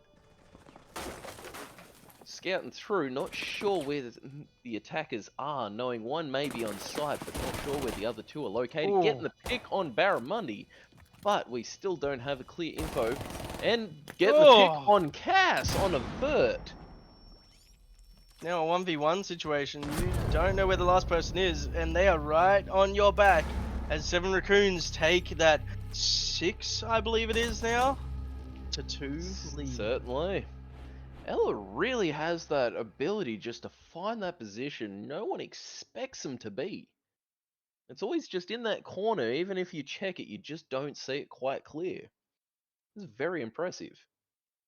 Yeah, the patience, the trigger finger, as we do like to call it sometimes, on trigger discipline as well, on just waiting, knowing that they're going to come into your sights and just making sure you secure that kill Attackers need to is locate the and biggest defuse thing that we bombs. are seeing out of these two teams at times, and it's just working so much better for Elle throughout the rest of this game. After that, the first sort of 2 maps were a bit of a struggle. She did find her kills later in the rounds, but this one she's looking very confident early in the game. Reinforcing the wall. Certainly is pulling out all the stops, and I feel like Water's just one of her maps. Banshee deployed. It is, as we know, it's not everyone's first pick of a map, and it does throw out to even some of the more veteran players, as it's not generally a map everyone likes to go 5 to. seconds to It insertion. is an acquired taste, it would be the best statement we could go with. Attackers objective is to Yes, defuse it's the bomb. definitely one of the best ones because it's not one of my acquired tastes. I can definitely say that with confidence. I am more of a cafe person. It's a great one. You've got your positions for your Valkyrie, you've got your C4 potential, and if you're a lunatic like myself, you run around spraying a few times and you just get the really silly picks off that the other team just does not understand how you did it. I Especially bet if you you're one of using those an Tachanka SMG. players. No, SMG 11 point at their kneecap, shoot, and the recoil hits their head. It's hilarious. You're a console player. Understood. Yeah. I use mouse and keyboard. I'm just not very good with my accuracy control. Hmm. Is that age catching up to you? Loading mag! Ooh, nearly a good pick here, but Aussie Ash doesn't know that Senna has pushed all the way in. Senna doesn't quite find the pick. Got Barramundi sitting on a very close angle here as well. Changing mags! Oh, Senna finding the kill. Fangalator finding a kill back with the C4. That is a big pick as that's Barramundi off of the Target board. They scan didn't kill each other, initiated. but they both died at the same time. Once again, with that Valkyrie being a very strong op on this, it gives you the information you need to be able to place those C4 in as one of the hard breaches has been taken off the board, a very vital player. Whereas Ash may have been picked out, but managed to get that minute of time back for the defenders Attackers to put the recovered the bomb attackers a diffuser. bit more in a haste for their execution to get to site and take the round. Definitely, as we do see this main stairs of Beepers, the metal stairs about to be taken as Beans takes out Vexy. That is a big kill off of the board, as that is a dangerous gunner down. Spinning on. Now you've got to take your next fight, which is Sana taking on Athena. Doesn't quite find any kill, but they do pinch a little bit of damage off each other. Deployed, cam We ready. do see the next cam I've coming got out my to eye try on and you. make sure that they Cam can get all ready. the information for their team to get this push down with the last 50 seconds, as we do see Beans getting into a good position to try and find a potential jump in. But no, Athena's got the perfect angle, finds the head, and now it's a 3v3. As she finds a second head, now it's a 3v2.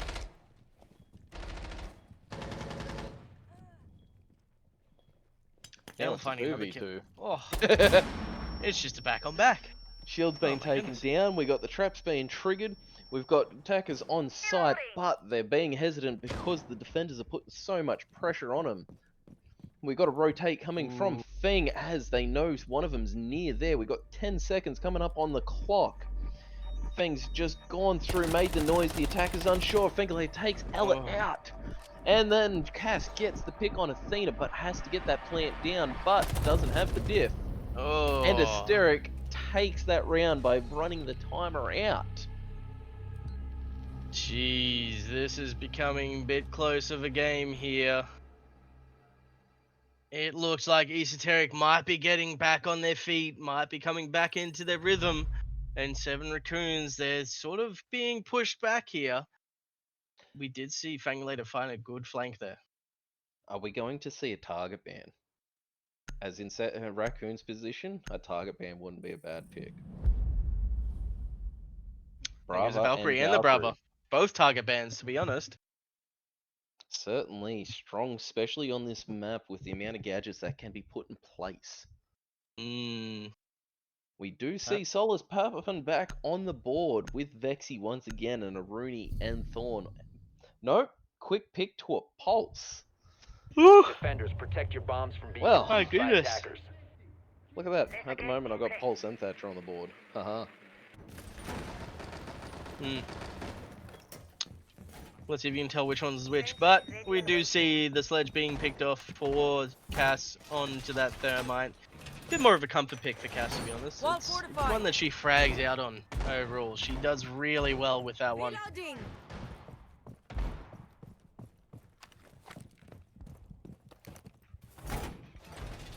They are going a bit more on the denial and slow, so they're going to play the long game. They're going to try and, at least by the looks of it, slow it down, get as much, either take the picks when they can, but they're going to slow it down, Attackers are moving retreat, out to locate a bomb rotate, and defuse it. and just run that timer out. Activated. Avoid the diffuser being planted, and they're just slowly picking them off.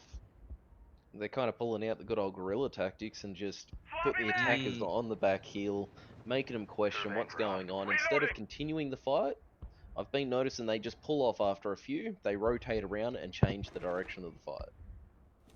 Device positioned. Definitely, but it's all down to this round for 7 Raccoons. Can they secure the win, or is Esoteric gonna continuously be on this rhythm of catching them off guard? As this is going to be an interesting round. It's going to be a lot of it more of a slow push, as Money does take a bit of damage, but Aussie Ash finding a C4 kill again. That is going into her pocket of highlights for a double kill on Money in center. That's your... Whew. Really big picks. Hard breach off and flank denial. Aussie Ash getting taken beans out. Cass getting the free frag on Ash, but Ash has already done the damage, taken 3 off the board. Big players. Coming down to a 2v4, you got a hard breach and you got intel on the board still, but it is making it a lot harder to push into sight. They're going to have to go for the frags and picks over the diffuser, as they don't have the cover to quite get the plant down. But you've still got 2 very strong gunners on this board here with both Elle and Cass. They can work off of each other really well, but you've still got Vexy on the defensive side, along with Athena that's been finding her mark, but Chast finding another kill, as Tori just a little bit too high to find that headshot. Cass now trying to find a kill, but you got Zero being targeted, being killed by the Thorn Trap and Barbed Wire. That's unfortunate for 7 Raccoons. It's now a 1v3 as the C4 comes in. That pulse, we knew it was coming. They held on to the C4. They waited very, very patiently to do that. You could see the constraint, the planning. The patience, the whole thought process that comes out of waiting and predicting where a player is going to go is the biggest thing for a Pulse player, and she did it greatly on that round to make sure she secured the Downside kill. for the attackers, as well as Ash took some of their strongest picks, which sadly would have Attackers need to disrupted the locate flow and with defuse that as many one bombs as they well-placed C4. And that's bringing them back into taking this, with the potential to take the map into their hands and secure the win for the first game of the season. Definitely, as 7 Raccoons, they're still sitting on that match point, but Esoteric is definitely being a thorn in their side, as just slowing them down, making sure that they're getting the comfort picks, that the attackers aren't just doing whatever they want to do. They have to be forced into these kill zones, like we did see with the Aussie Ash C4. But no C4 this time, she's on to the Jaeger instead. Sometimes Ash has got to give it a rest, but a Jaeger's a really good pick, because you're going to Attackers are start getting heading a out lot to of defuse a bomb. throwables placed out, which can then cause a few issues and push the defenders into uncomfortable positions. Switch into a Jaeger, as well as a very versatile long-range gun, can kind of switch it up, take the pressure off them, where they can slow the gameplay down, waste the time, and taking Ella out with that P90 on the start with a run out. That's your hard breach off of the board. Like, you've still got the hard breach devices, but sheesh, that's your ace gone and dusted. Now it's going to be a bit of a push into this break room. Switching it up from the docile play to run the timer out and just put the aggression on. Reloading! Really paying off on their side. Fuse is taking a lot of damage. Drone activated. Senna does find the kill on to said Vexy, but that is a lot of damage taken before you can actually get anything done. Swapping mags. Ooh, nearly a catch out by Fang there.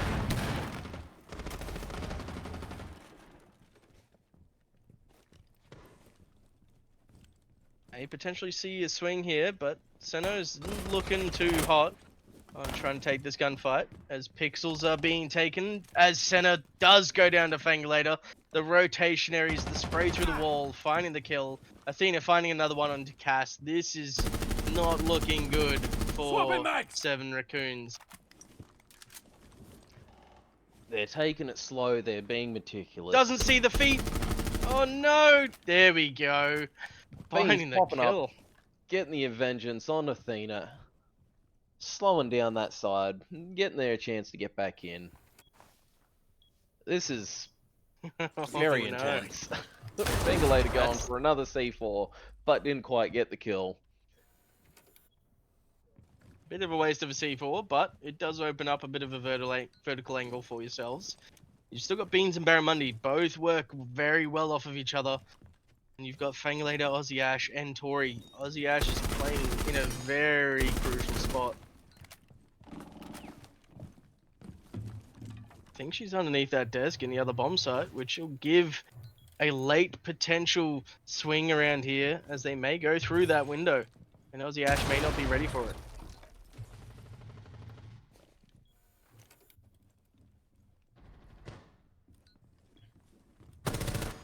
Oh! Barramundi getting that pick through on Fangulator, bringing it back down to a 2v2, evening out the odds, but we still got two strong players on the board. They're going We've for a got double 10 drop here. seconds to go. We got Ash taking Beans out, Diffuser's gone down, Attacker's pushing, and Ash defends through with the Thorn Trap, getting the pick off and taking it. Oh, laid behind one of the natural devices for an explosion and just peaked on it. 7 Raccoons, they're not looking confident in their attacks here. They just need the one round. I'd be telling him to have a timeout here. Just catch your breath, take a timeout, relax, go over what you need to do, because it doesn't seem like you're on the right mindset. You're not on the same page all along. At the same Attackers time, need to I'm locate and actually defuse as surprised we many haven't bombs seen as one they can. timeout tonight. Well, as we've seen on the first 2 maps, it's been team, then team, then team. They've been going back and forth, but this one, it's been 7 Raccoons. They've kept it up, but Esoteric, they've kept their plan, they've kept their style, and they've come back to bring it within 1 round before it goes into that OT. They certainly are, and they're really working. They want this win. They're not letting it go. They don't care how many rounds they were behind. They're coming in to take that round back.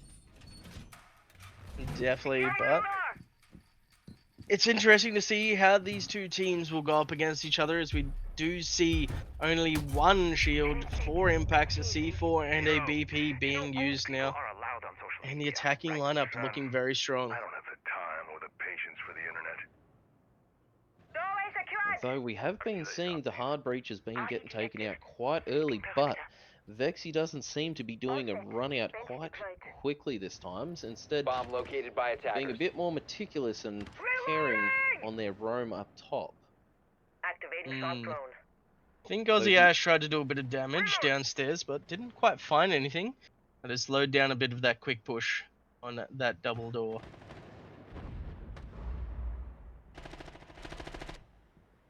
The attackers have quite changed their kind of method too. They, instead of doing a top down like usual, they've actually focused on doing a bottom push, spread out between multiple entries and trying to take the pressure off each other.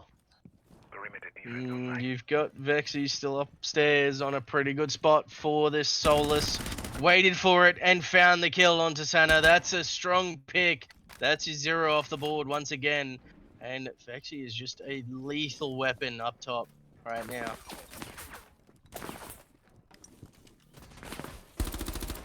Aussie Ash not even flinching as it's just a maggot. Oh! Barramundi taking the pick on Ash.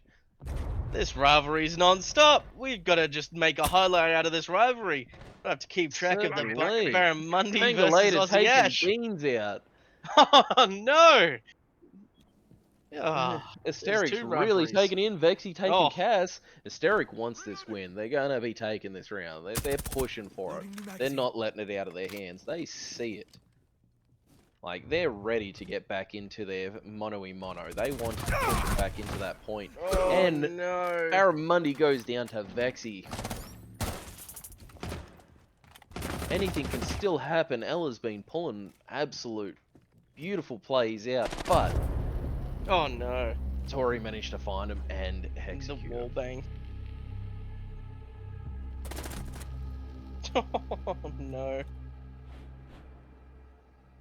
Not And good now for 7 we've made it. Raccoons. made it back to the 6 and 6 neck and neck, and we're back on the mono-y-mono. Oh, This is anybody's map. oh no. Honestly, while we're at this point, what do you feel? What do you feel this is coming to? I'm feeling Esoteric's going to take an 8-6 here with the way that they're playing. On They're their pushing defense, they've been hard. strong. Their attack, they've been strong. Raccoons, they just can't find their footing on the attacks, but they give out a good defense, but But Esoteric's that just was looking the same strong. at the Defenders, start. protect your bombs Esoteric from being managed to defused take by that one attackers. round at the attack. But Mm. then Raccoons went up the straight, magnet is your what? lucky charm. They went from 1 to 6 on defense. Device set. Yep. Which is happening the same way with Hysteric.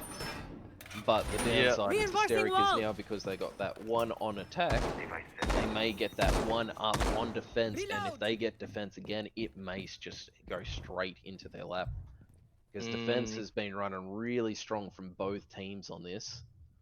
Especially with Vexy sitting on the highest that we've seen throughout this matchup of 15 kills. But you've still got L hot on the toes with a 12 and Bean sitting on that 11-11. Attackers are moving out to locate a bomb and defuse it. Wouldn't hurt to diversify your tactics, Redham. The direct approach works for us. Oh my lord. Laser gate in position. Watch over us.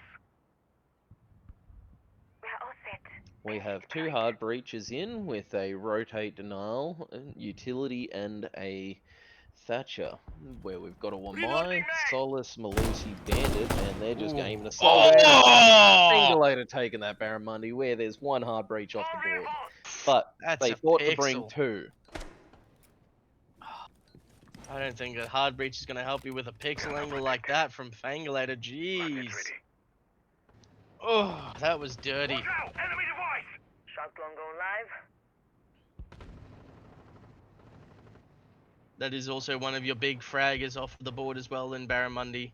You've now got to look towards Cass and Ella along with Beans. You do see this first breach about to hopefully happen, but I don't think it's going to. No, the bandit trick has been denied. On that one, they're going to go for the wall that is closest to them to try and defend this area. Just give up the single wall, don't worry about it, and just play off of what you can. They're really focusing on one side on the attack and getting their info, which can turn into a very Activate nitro. unfortunate situation, and just by the hair on the chinny chin chin. Oh! Beans and Cass both finding kills here. This is now Raccoons looking for another kill as Beans finding it and securing it. It's now a Raccoons push on the attack here. Enemy devices. This taken. may be a Raccoons win, Stay clear. but you've still got Athena, you've still got Fangulator. Athena taking very good space before that breach happened, as we do see Beans going down to that push. We've got a drone coming out. Trying to find as much information as they can before it is shot. Flash comes out, does blind Athena very harshly. They are going for the plant. Plant is going down. Nobody's able to secure it. Nobody's able to stop it from happening. But a kill comes out from center, kills Athena. Fangulator just being patient, waiting for the person saying, come out. I know you want to run out. Where are you? But no, Cass finally swings out. Gets the 6-7 kill for Raccoons. Oh, Esoteric, you were looking good, but losing those 3 early in the round did not do well for them on this one.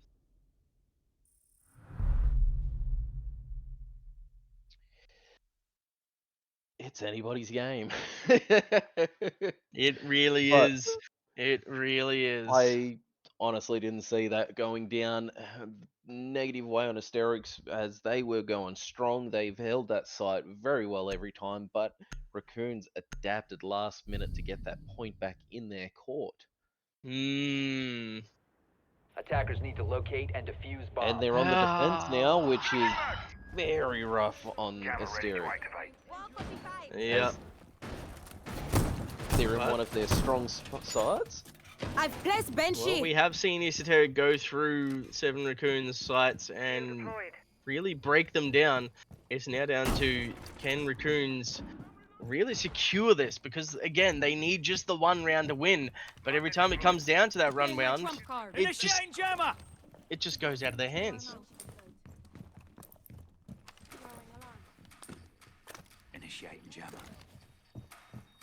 We do have Beans once again on the alibi. We've got the Mute back on the board, Malusi and Wamai with a Thorn. I'm reloading! With the attackers, we've got a Thatcher running with a Habana, a Grim, a Buck, and a Fuse. So we may be seeing some Vert play down to try and get rid of some util, create some space. Discord and Fingulator taking Cass Oh! off the straight. Reload! Is not something you want to see. That is your one way off the board. That is a lot of denial gone on the one way there. And it's one of their big fraggers again. That is Cass, one of the top fraggers in that team, just down. And Fangulator looking to get another one. But you've got Barramundi, you've got Beans playing off each other. Beans finding a kill onto Athena there. That is your Grim off the board. That is a big pick. As Tori takes a lot of damage from Barramundi's peak onto that hallway. Got one! Oh, Raccoons We are got- looking good here. Beans taking out Vexy, putting it down to a 4v2, but Ash and Fengler, can they take this back into their court? Maybe looking in there, not in their favour, but anything can run through. We do have one down, but it's not made aware. Oh, oh my lord, these guys are just playing ringa rosy with each other. They've put one back on the board for them. Now they've got a third member back up, being Fuse as well, which is very vital if they want to try and push some off the inside spots. As we do see a part of that wall finally being opened up by the Pambana here. And Aussie Ash finding the kill onto L. That's now a 3v3. We've now got to take this situation and work with it. And they're taking it as much of the ground as they can get, and they're working as hard as they can to take it. Yes, and it looks like a lot of the drop is going to start happening. They're going to be pushing onto this site, as we do see Fangulator with the diffuser still upstairs because they're waiting for this pick to come in. No, there's going to be a rotation off, but Santa finding Fangulator, that is your diffuser, and that is one of your most healthy players off of the board, as a very tight angle has been held. Might find a second one here.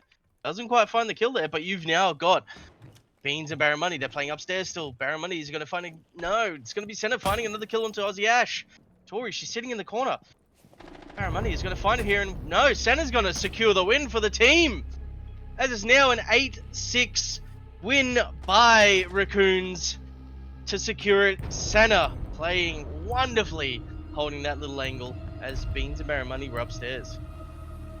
That was really well played from both teams. It was just very, very intense. Going from 6-1